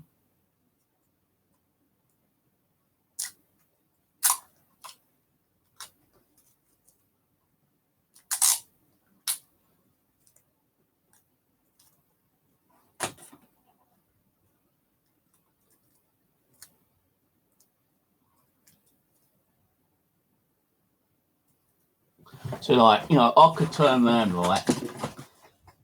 You know, this is just like stillness really. I could turn this on right, and I could say, look, this is haunted. Look, I'm gonna make this go off by itself, and like I'm gonna say, go off again. Now stop. Now go off again. Wave my little wavy magic finger. There, look, see it's going off.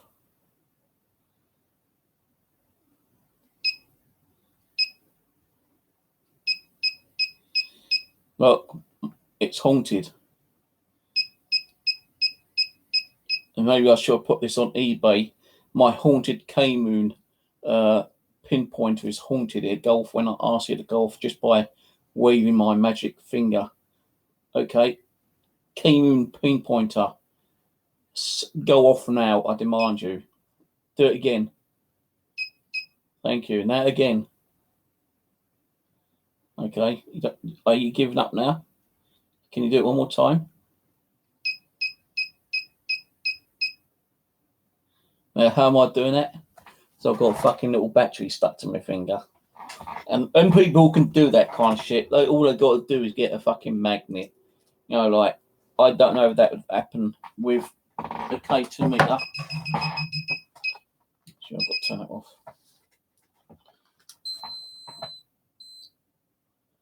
No, because it's just a battery. It don't sell with a battery. But I've got like a very small magnet. And I could make that go off if I wanted to. But I'm not going to be stupid enough to do it. Because one, I can't find the magnet. Unless it's up there.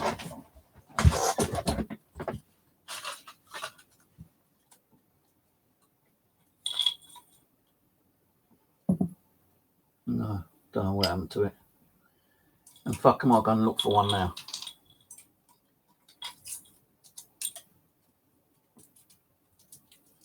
Yeah, but people will, you know, fortunately put a story behind an object and make it sound if it's haunted or not, you know. Oh, this is like really haunted. Yeah, blah, blah, blah. Oh, bollocks. That's why I'm glad that, you know, sometimes when Rose does send me a doll or several dolls, if I start getting like, you know, the K2 meter starts going off by itself when I'm asking questions, then there's got to be some kind of proof that either there is a spirit attached to it or something is actually around that doll that is actually making a device set off. Now, they always say, like, well, a K2 is an EMF device, yeah? Now, anything causing the EMF field will set it off. Well, what is around a doll that's sent off? Okay, some dolls have those, like, Google boxes, you know, like little card boxes. Some have, like, musical boxes on. I've actually proven that this will be set off on some dolls with musical boxes, yeah? Because it's the music box is like generating, I suppose, its own EMF field, and it's setting the K2 meter off. Can you hear that? That's twice I've heard it. It's like a moan, like two moans I've just heard. Like a female going, really weird. I ain't the cat, she's on the fucking floor sleeping again. On my bloody shoes again. Look. She's using my shoes as a fucking pillar. Little shit.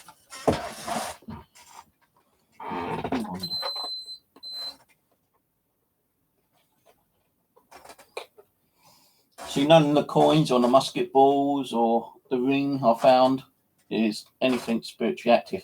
But let's say, like, you know, this ring I found metal detecting, right, about 2 weeks ago. Can't tell you where, but it's not silver. I think it might be stainless. I don't think it's silver plated. No, I could turn around and say, well, this belonged to a certain person of high stature. You know, if it was silver or something, yeah, you know, no one in high stature is going to own a silver ring. You know, someone rich is going to own a gold ring. But let's say, all right, let's just make out this silver ring's a gold ring, yeah? You know, I could turn around where someone was, you know, the person who owned this ring was murdered, right? And when they found the body, you know, the ring was still attached to the finger. And they've taken the ring off and they gave it to the person's like relatives. And since they've got the ring back, they've had nothing but like spiritual activity, you know, poltergeist activity as well. You know, I'm putting a story behind the ring. And like, you know, I could also make up some like fake affidavit from the person who may have owned this ring, like Block Jones, you know. Well, this belonged to Block Jones, and since, you know, his body was recovered and the ring was given back to Block Jones's relatives, you know, all hell's broken loose, and here's like a letter from his brother-in-law saying what activity they've been getting since they got this ring. It's a story. Unless there's pure video evidence that this originally belonged to John Bloggs or Joe Bloggs, and it's been given down to his family, and his family's actually videoed real pure fucking paranormal activity, like, you know, getting a K2 meter and seeing the K2 meter go crazy, or getting like a, you know, EVPs or something, you know, getting some kind of like anomalies appearing on video or poltergeist activity. No one's going to really believe that story. I wouldn't anyway, unless I saw proof, evidence. But some people are stupid enough to listen or read that story thinking, wow, that's crazy. You know, the story alone will sell the ring.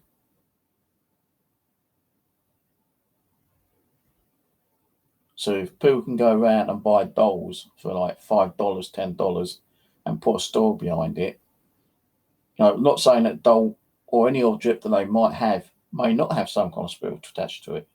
They won't even know unless they are into the paranormal and they have been able to get some kind of like spiritual communication from wherever they have got. Let's say, you know, I'll pick this up like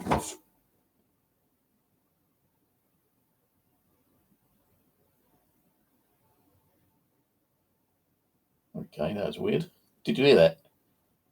Like a clunk.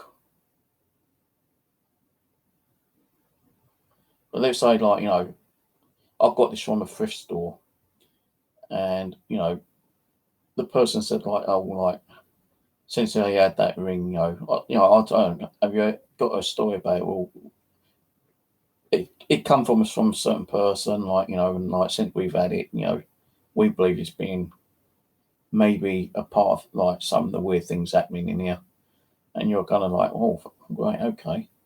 So, you find how much the ring's worth and how much I can sell it for. They want $20 and, it's probably worth about $50. So you think, okay, I'll buy it because it's got a story behind it. But how truthful is that story? The thrift store owner could have just made up a load of bullshit in hope that he could get a quick sale. It's just like, any item on eBay, if they can put a story behind it, people who are stupid enough to listen to that story will go and buy it. But if they have proof, of something that's been causing spiritual activity, it's caught on video, like orb activity, K2 meters, EVPs, then that's more of a believable story, then people will probably go and buy that than a story that they think might be kind of like generated. Because I'd rather buy something where there's a proper story and there's possibly proof, like, video footage or something like that, behind that particular item. I'm not going to go on eBay and start buying stuff because I think, well, that's a great story behind the doll. I know Rose has the ability to sense if there's like something attached to the doll. I showed her a doll one day, which was on eBay. I said, what do you think? She goes, yeah, there's something on that one. I said, do you think I should buy? She goes, up to you, but I think there's definitely something attached to it. And, it was a buy it now kind of doll, it's only about £6 or something, So I bought it. And, when I got it, I did the EVP. And when I was doing EVP, the K2 meter was actually going up with the doll. So, there could have been something attached to it. Now, some people will probably sell an item, all right, just to get rid of it, so they don't want it in their home. And there's probably more of a chance that something cheap that's been sold on eBay possibly has more spirit attachment to it than someone actually saying, well, this is a haunted item and I want $200 for it. Because that's greed.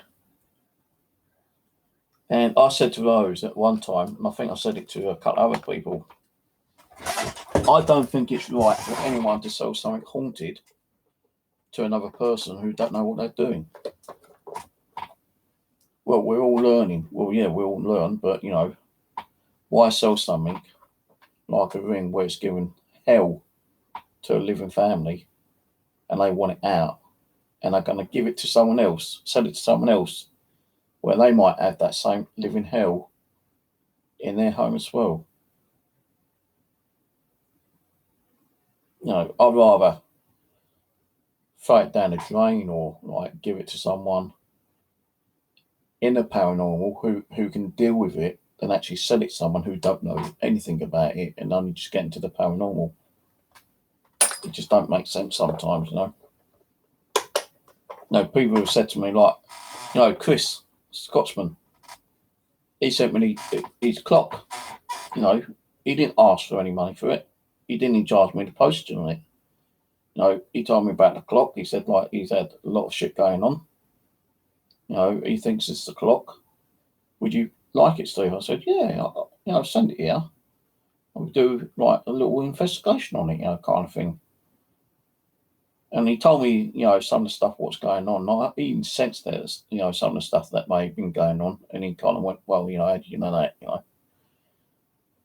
And, the day he posted it out to me, the very day he posted it out, he told me in a message, and he can back me up on this, all activity stopped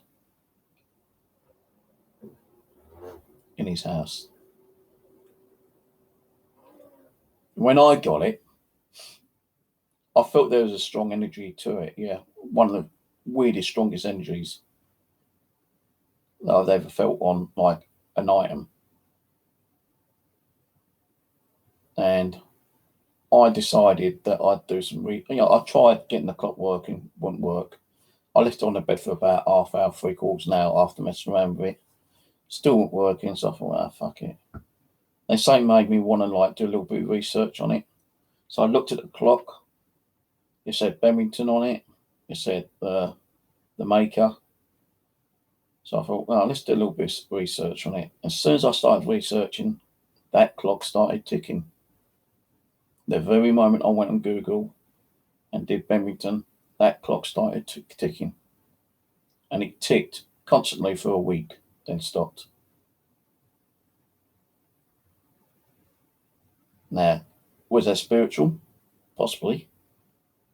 Because it weren't working at Chris's, it weren't working at mine until I started doing research. Maybe the spirit that was attached to it, George, I think his name was happy for someone to actually research it, because George was a clock mender. He had his own little place. Is I think Chris's grandfather or great grandfather or something, or someone in the family. It was left to Chris like a will kind of thing. But since he had it, it's seen shadows and different kind of things have been going on in his place. But the day he sent it out, all activity stopped. And when I got it, I didn't think I was going to get activity, which I didn't really get any activity. Apart from the EVP, the clock ticking, since I started researching and a few other things. So there are things out there that have, spiritual attachments to it. Like if I was to drop down dead tomorrow, what would I prefer to actually attach myself to? My milk detector, one of the fines, K2 meter, my trusty EVP Nokia recorder. Hey, I've had so many blinding EVPs out this than any of my audio recorders. And some of you've heard some of the crazy stuff that comes from this fucking phone. People didn't believe me until they heard the stuff. Rusty, Cat, Perry, I think even Simon James, Rose, and a few other people, heard that EVPs coming from here. They all went and bought one, and they was actually getting EVPs on their ones as well. And even some of them in today were getting better EVPs than their $200, $300 EVP recorders, digital recorders. They was getting better recording on here than in the other recorder devices.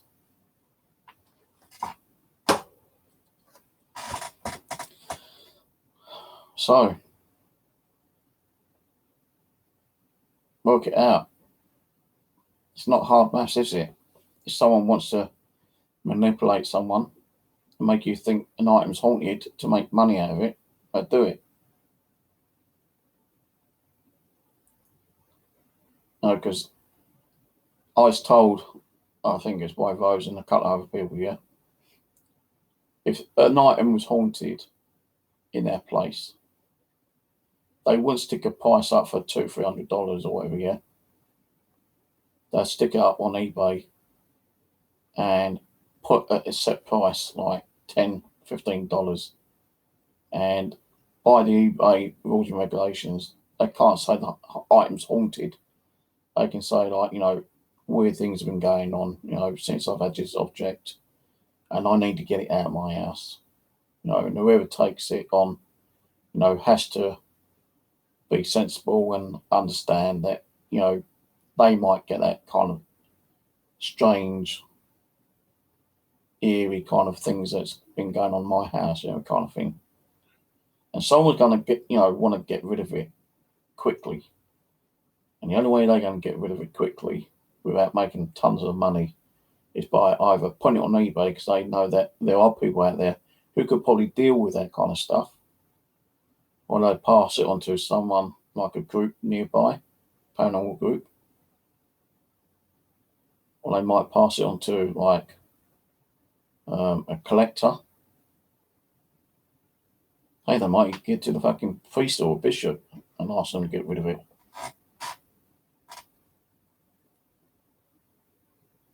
But with the terms and the terms and conditions now, you can't put things on there as haunted objects or something. You can put a haunted looking doll, but you can't put it as real haunted object. So that's one way you're going to get the listing taken down straight away and a strike on your eBay account. and they will remove it. And you could even lose your eBay account by putting on like haunted object. And you have to put down on the bottom under the terms and conditions, this is just for like entertainment or information purposes only. And you can still put like a storyline behind it, but you know, you've got to be careful on what you actually write on your eBay listing. Now, there's been people out there selling stuff on eBay, and you know, there's a couple of people who sold a lot of so-called haunted dolls. They've had some pretty good like feedback on them, but even the ones that get, you know, really good positive feedback, they still get the odd time, you know, like, oh well, I bought this doll and I've not had no activity from it whatsoever. Well, because like Rose sends me like 20 dolls, and she feels like there's possibly spirits attached to every single one of them. Don't mean I'm going to get activity from every single one of them. They could have gone dormant, quiet. They could have like detached themselves and reattached themselves to something else in Moses' house. And might not. They still might be attached to it, but don't want to communicate with me. You know. I suppose they'll only communicate with me when they're good and ready, and if they want to.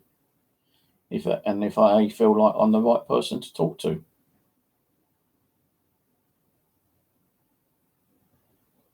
I might send Aaron a haunted doll. Yeah. Get one which is get a haunted doll that's a bit fruity. He likes playing with like men while they're sleeping. I bet Aaron would like something like that, wouldn't you, mate? Hey, you know, we've been to Bexley Hospital and the spirit said that they fancied him and they're following him around and he actually got touched. I think he got touched on the backside by a spirit ghost, you know, a female.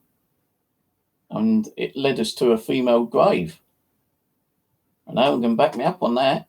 That actually originally really happened in Bexley Village. Didn't it, Aaron?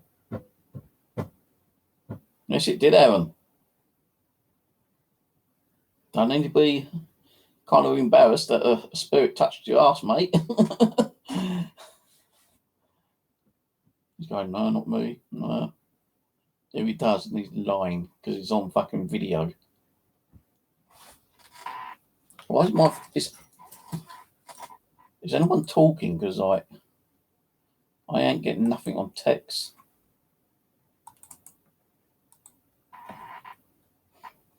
Why is my text not coming up? Why is anyone talking? Because I can't see anyone talking. Or have I bored you and you're falling asleep? Wake up, you lazy bastards. So I don't know what I'm going to do today because it's like Saturday now, isn't it?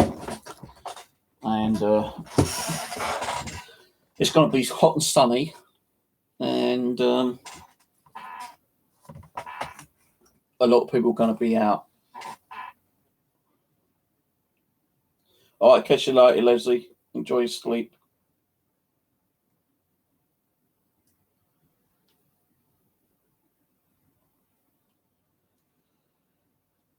I'm actually getting tired now myself. You know what I had today for dinner? Oh, it was so lovely. I've not had scrambled eggs or eggs. I bought some eggs this week, yeah.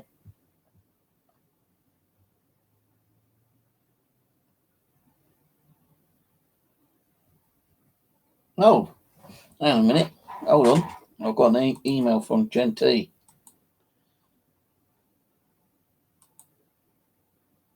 Hello, Jen, if you're watching.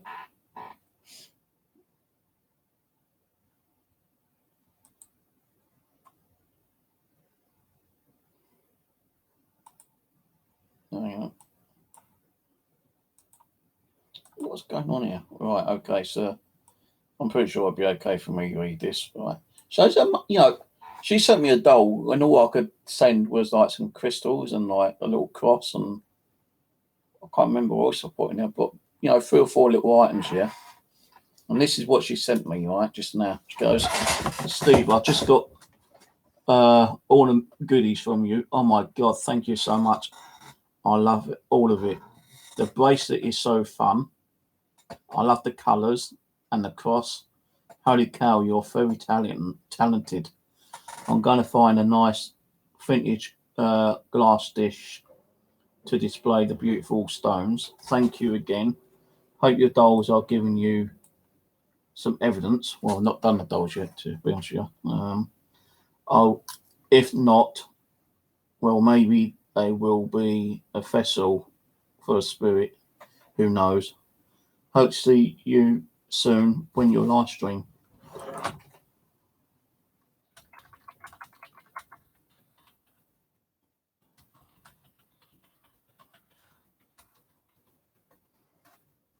So I actually sent her one of these little bracelets, which I made, quite easy. They're just like little beads that illuminate in the dark sometimes. I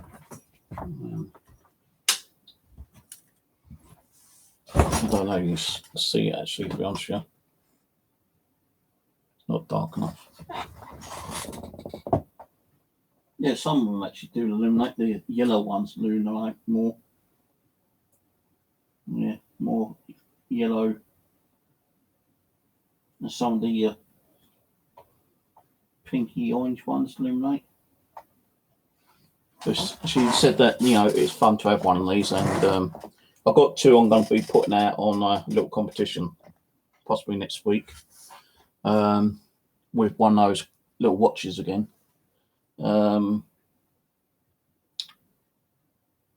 She said she's going to find a vintage glass to put those crystals in our centre. So that'd be cool. See, if someone sends me stuff, I try to give them something back if they, if I've got something to give them. I'm not a tight-fisted git all the time. Fucking hell, I'm knackered.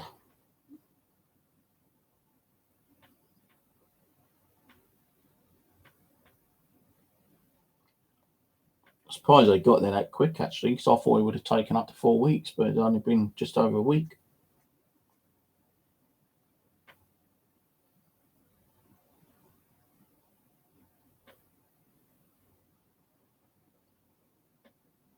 Right, so what was I going? Yeah, the weather. Weather for today, Saturday, isn't it? Saturday today, 23rd.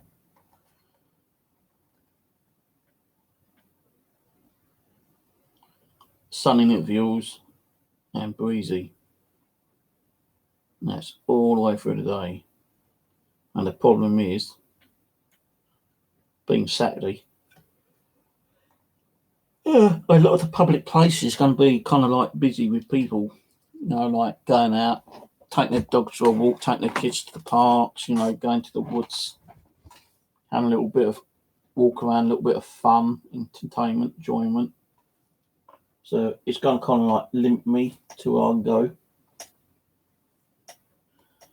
But I might take a walk along the River Wandle, actually. I don't know yet.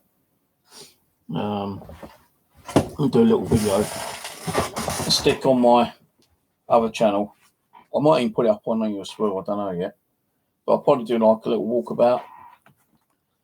I won't take my metal detector. I might take the magnet with me if I go along the River Wandle, because sometimes I find coins and musket balls in there sometimes.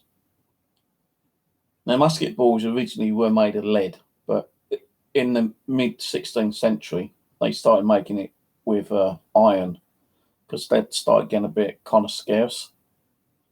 So as lead was running out, they had to find a way of making musket balls if there weren't going to be lead. And iron was like everywhere. So they decided like iron would be the next best thing. So some of the musket balls ended up being a little bit of mixture of iron and lead. And then like they completely moved on to lead and just like not bother with the and they after and let's start again. Oh fucking hell, shows I'm tired. Musket balls originally were made of lead, but then they made a mixture of lead and iron, then eventually moved on to complete iron, because like there's more iron around than there was lead. And around about the mid-16th century, musket balls were being mass produced by iron. And a magnet will actually attach an iron musket ball to the magnet. Lead doesn't really pick up on a magnet, but if it's got the little mixture, then it will do. Because if it's got lead and iron in it, you definitely pick it up because of the iron being attracted to the magnet. It's hard to find lead musket balls. The only way you can find lead musket balls now, I think, is through a metal detector. And I have actually found a couple of lead ones, couple fired and splattered. Most of the musket balls I have found have been dropped ones and not been fired. So yeah, I might take a magnet and see if I can find any more iron musket balls or coins. Coins I'm only picking up are modern coins, pennies, 2p's, 5p's, 10p's. So I might take a magnet with me, a few bottles of drink, and just take a little walk around. I may even jump on the bus and see if I can find some new locations I can jot down and go to sometime and do some metal detecting. Try to get some permissions. Oh, talking to the deal, I was just talking about you, Scotsman, and about the clock. Isn't it funny that when I talk about him, he suddenly appears? He must hey, either a spirit, probably George is going over and say, "Hey, Steve's talking about you," or he's kind of just getting that third sense, saying, "Hey, Steve's been talking about you." Hello, Ulrich.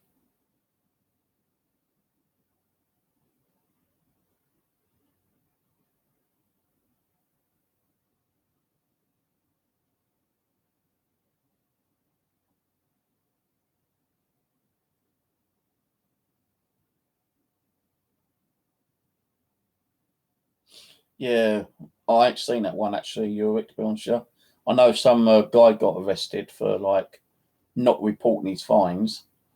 If I found something of interest, like a gold Roman coin, then yeah, I'd have to report it. But how many people that go out metal detect and don't report their fines because they know that it's either going to be one confiscated, two they're going to have to hand it into a museum, or the museum will say, well, look, we give you half of what it's worth, and you either take it or leave it, and the metal detector guy, who's actually found the gold coin knows it's worth a lot more and probably might get the money if he sells it on to a private buy or something. But yeah, all what I found is musket balls and one silver, 1 shilling, kind of thing. I ain't found anything, major of interest yet.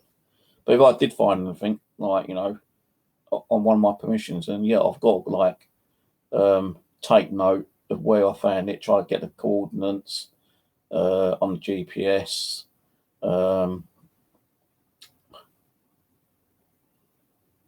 Write down how deep it was, and then I've got to contact the Heritage or the British Museum, send it to them for them to look at it, value it, document it, and all that kind of stuff. So it's a bit of a lot of work to go into it, but some people just do it because they want to do it and they go out and keep what they find. Some of them will keep them and not not let the authorities know.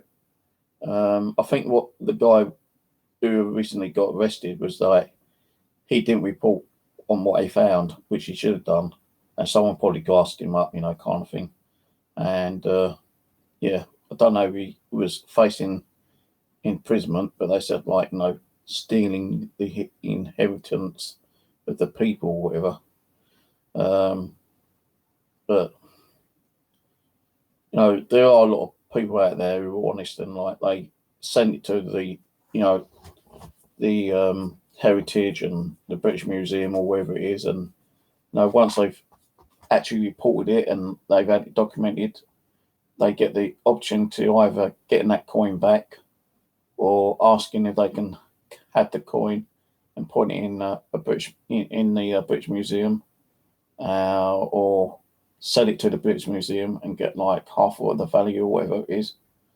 So it's kind of like it's all down to being honest, trustworthy, I suppose. And like with the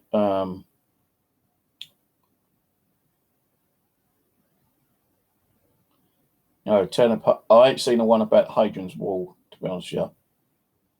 If you can get the link for that and post it in here, I'll be interested in looking at that later. But no, I've not heard anything about that unless there's something on Facebook, which I've not seen.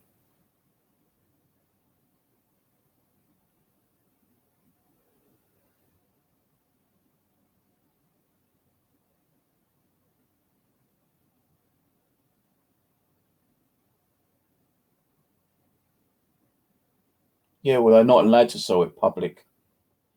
If they're going to sell it, then they've got to sell it to the British Museum if it's worth money. Because, that's why I don't understand with some people. It's all down to greed. If I find something, it's more of interest. It's history, and we ain't. We're losing a lot of that history because of you know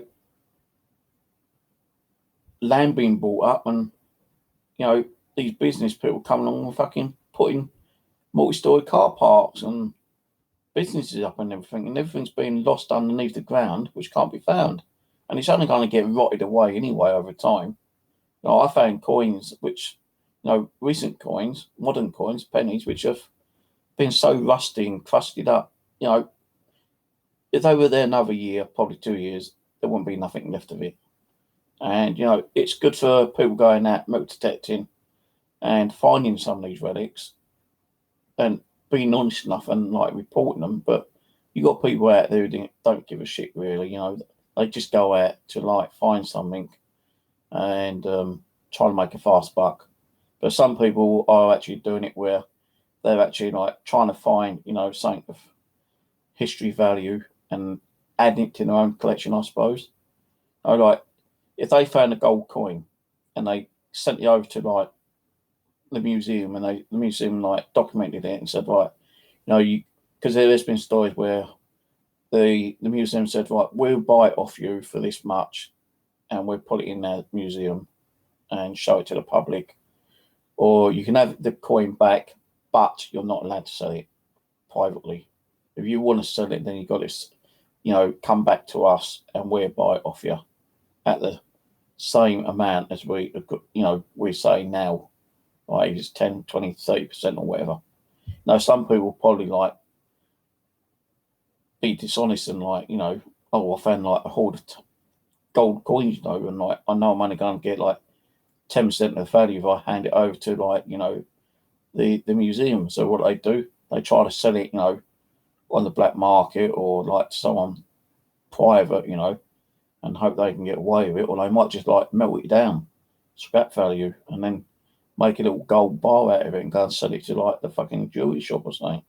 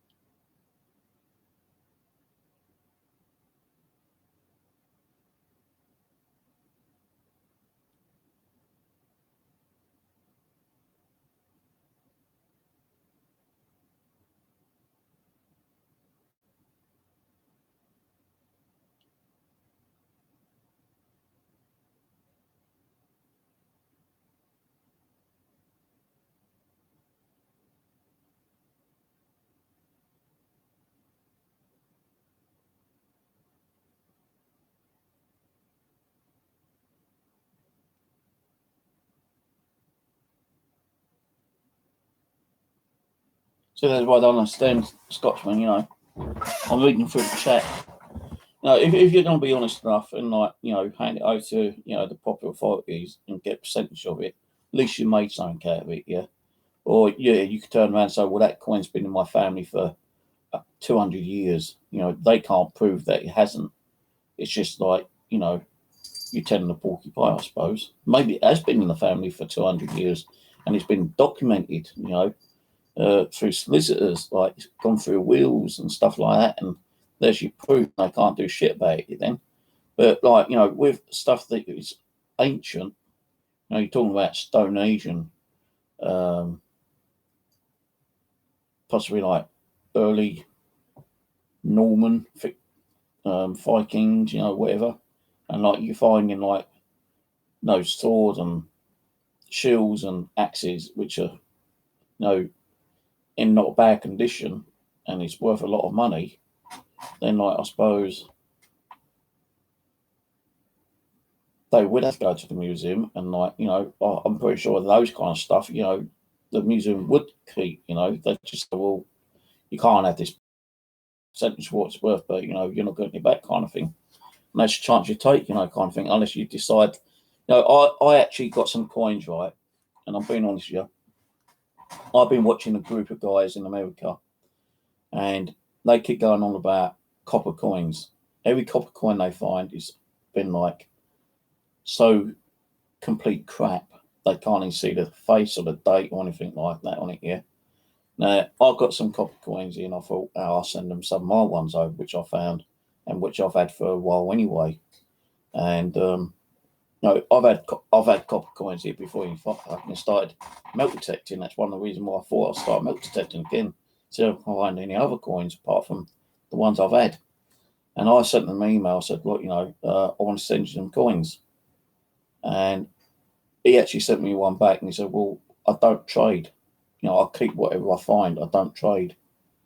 But, you know, I'm watching their videos and like, you know, they're both getting a bit pissy because like their copper coins they find is like, you know, so worn away, they can't see nothing on them. So I said, well, look, yeah, I'll send you some. It doesn't matter if you send me anything back, you know, I'll send you some. And I've got a little package there. You know, I've got about 4 copper coins, right, and about 4 sixpences. Now, the sixpences ain't silver. They're just like, you know, 1945 onwards, I think it is. And, you know, I put those in there. And I said, look, you know, I just want to send these because I like watching it. You know, it's like with Living Dead Paranormal. When I make a new piece of equipment, I send it to them. You know, I don't charge them. Now, the guy who's up front, he said, I don't trade, you know, don't send them the coins because I don't actually can't give anything back. So, you know, what I find, I keep myself in my own collection. And, you know, at least he was up front and being honest because I could have sent them the coins that I've got, hoping that they're going to send me something back.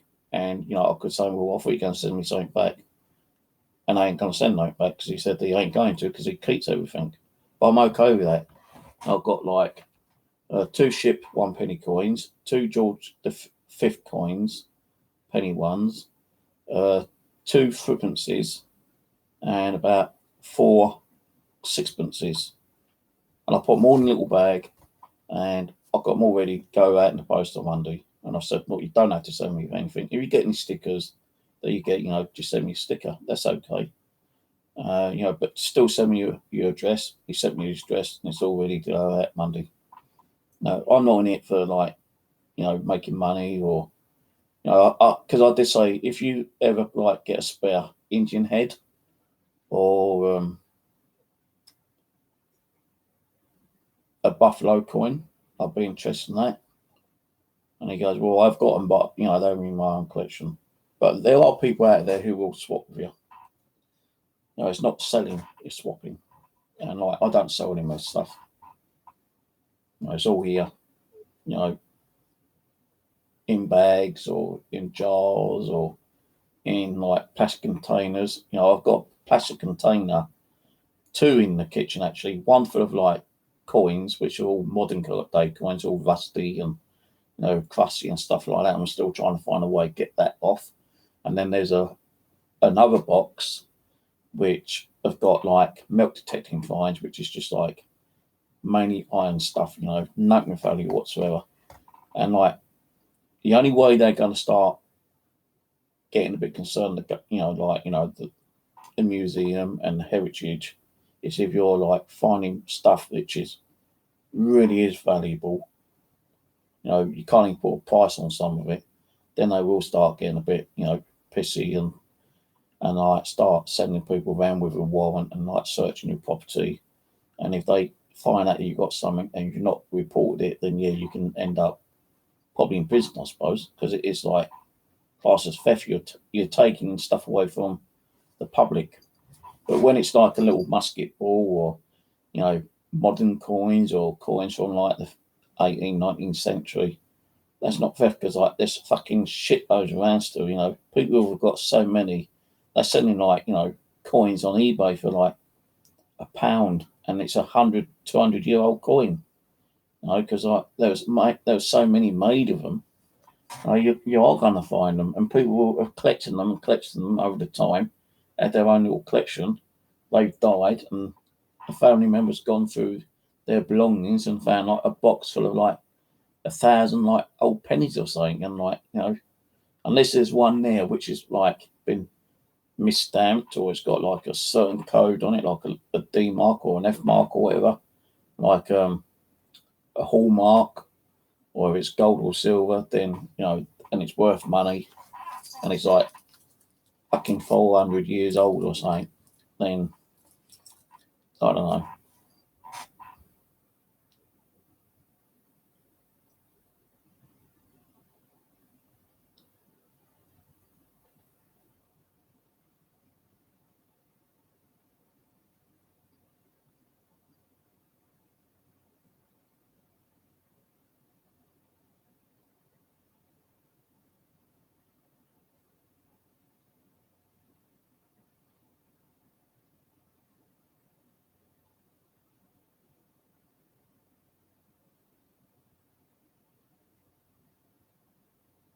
See, like a meteorite, you know, 9 million years old, that's probably worth money.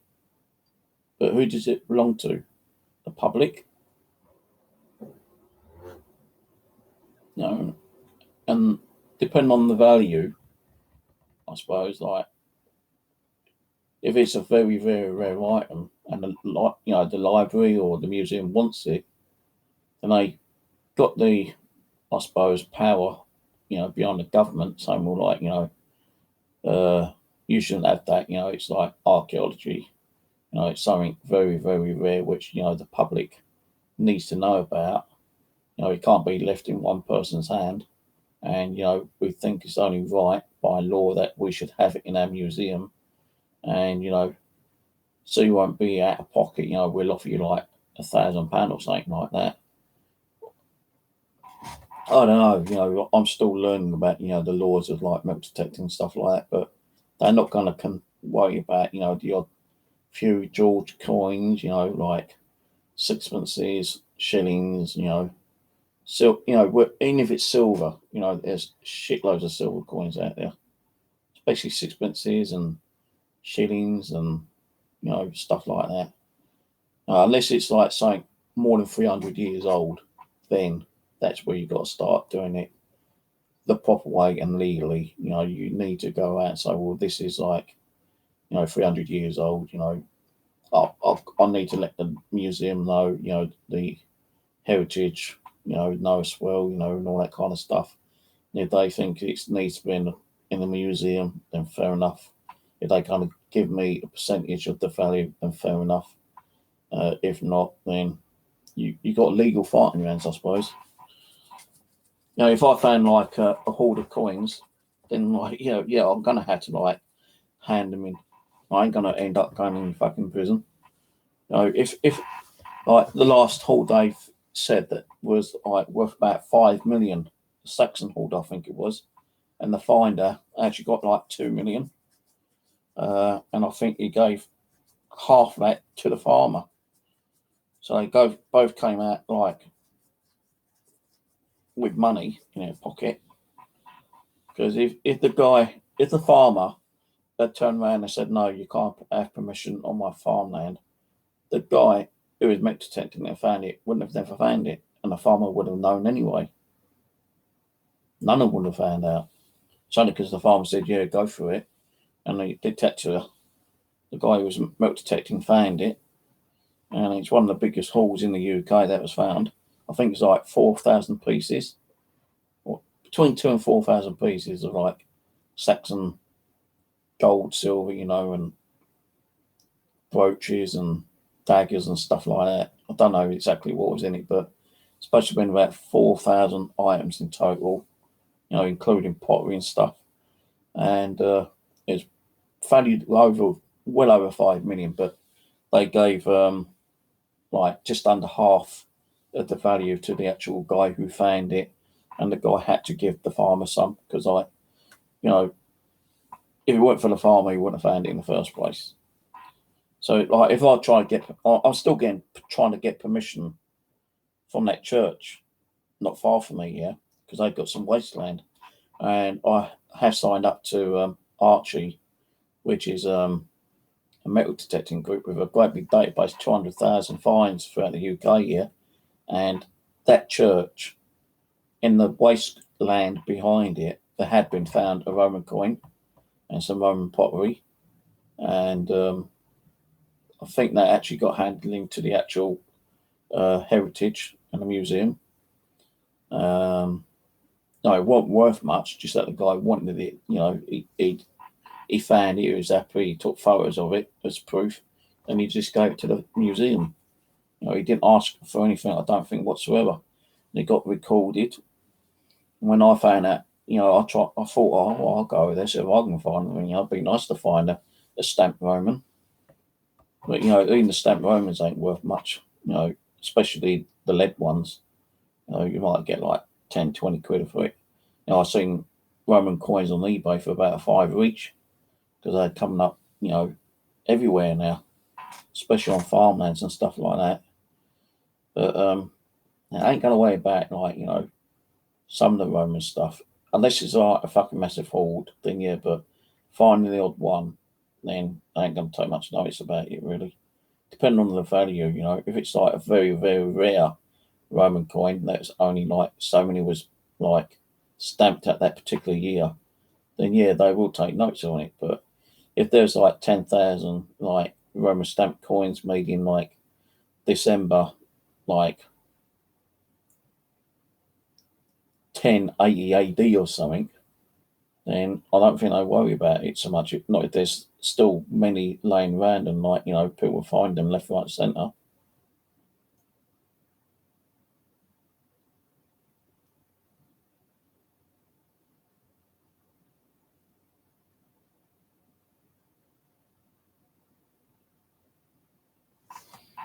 I'm trying to fucking so much text flying up at the moment.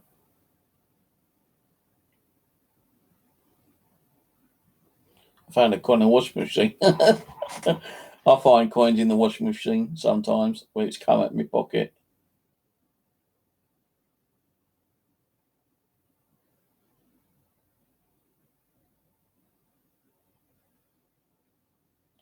So, being offered 800 quid, that's a lot of money, really. As I said, you can keep it or go for the money. If you're desperate for the money, then you'd sell it, wouldn't you? But if you're not desperate for money, you could either keep it and have it in your own little collection if you're collecting that kind of stuff, or you could give it to the museum, and you can always go up to the museum because, I know when I was younger, I found one of those, what are they called? It's like a knife, but it's like a circular knife. And the old farmers used to use it to cut the wheat and corn down. Sheaf or whatever it's called, I can't remember what it's called. But it's like a circular kind of like cutting tool the farmers used to use. I found one of those because there used to be like a little bottle dump along Tarkian Lane where I used to live. And I was probably about, in my early teens, 15, 16 or whatever, yeah. And I found this kind of like cutting tool. And, I was kind of surprised, because it still had the handle, not the wooden handle, but the metal handle. You know, it's rusted, but it's still in really good condition. And you know, I took it home and I put it in the cupboard underneath the sink, and it was there for months. And you know, it's an interesting find. And for some reason, I took it down to the museum, Dartford Museum, and I saw that they had one in there. And I told them where I found it, and they asked me what I was going to do, and I said, "Well, you can have it. You know, it's only sitting in the cupboard underneath the sink." So, and some of the finds they were given actually had the person's name, right, and where they found it, but I can't remember if my name was put on there. I'm sure I gave it to them though, because I quite a long time ago, but I know I found it 100% definitely. I can't remember what the knife's called, but it's like a round kind of edge. You know, it looks like near enough a moon shape, and farmers used to use it to cut the wheat and corn. And I'm damn well sure I'll go to the museum in Dartford.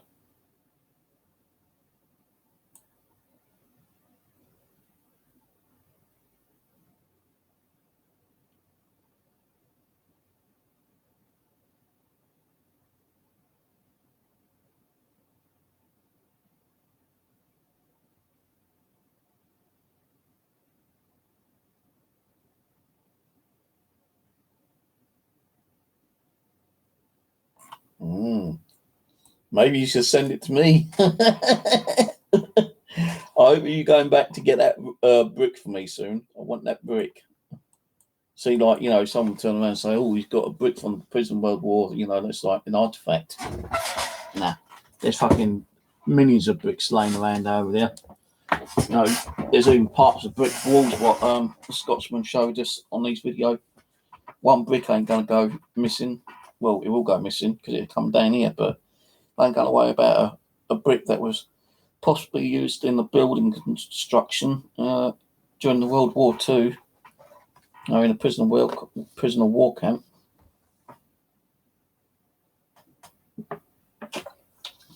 Okay, cool. See what activity we get. You know, we might not get nothing. No, send it here. Put a K2 meter on. Might not get nothing. Not unless that German prisoner actually touched that brick himself and, like, you know, he's haunting that brick, which I can't see, but nah. There might be some, like, spiritual energy attached to it, you know, because like, a lot of people probably did die in a prisoner of war camp. But I don't know if we was as bad as the Germans when the British or the Americans or the Poles or the Dutch tried to escape from the prisoner of war camps. They got shot down for escaping. But I don't know if we did that, you know. I suppose we fired a warning shot or something, you know, stop them trying to escape him. But, you know, I don't even know what the situation is over here or what it was over here with the prisoner of war captives. How many did try to escape? Who did escape? How many got shot for attempt to escape? Don't know.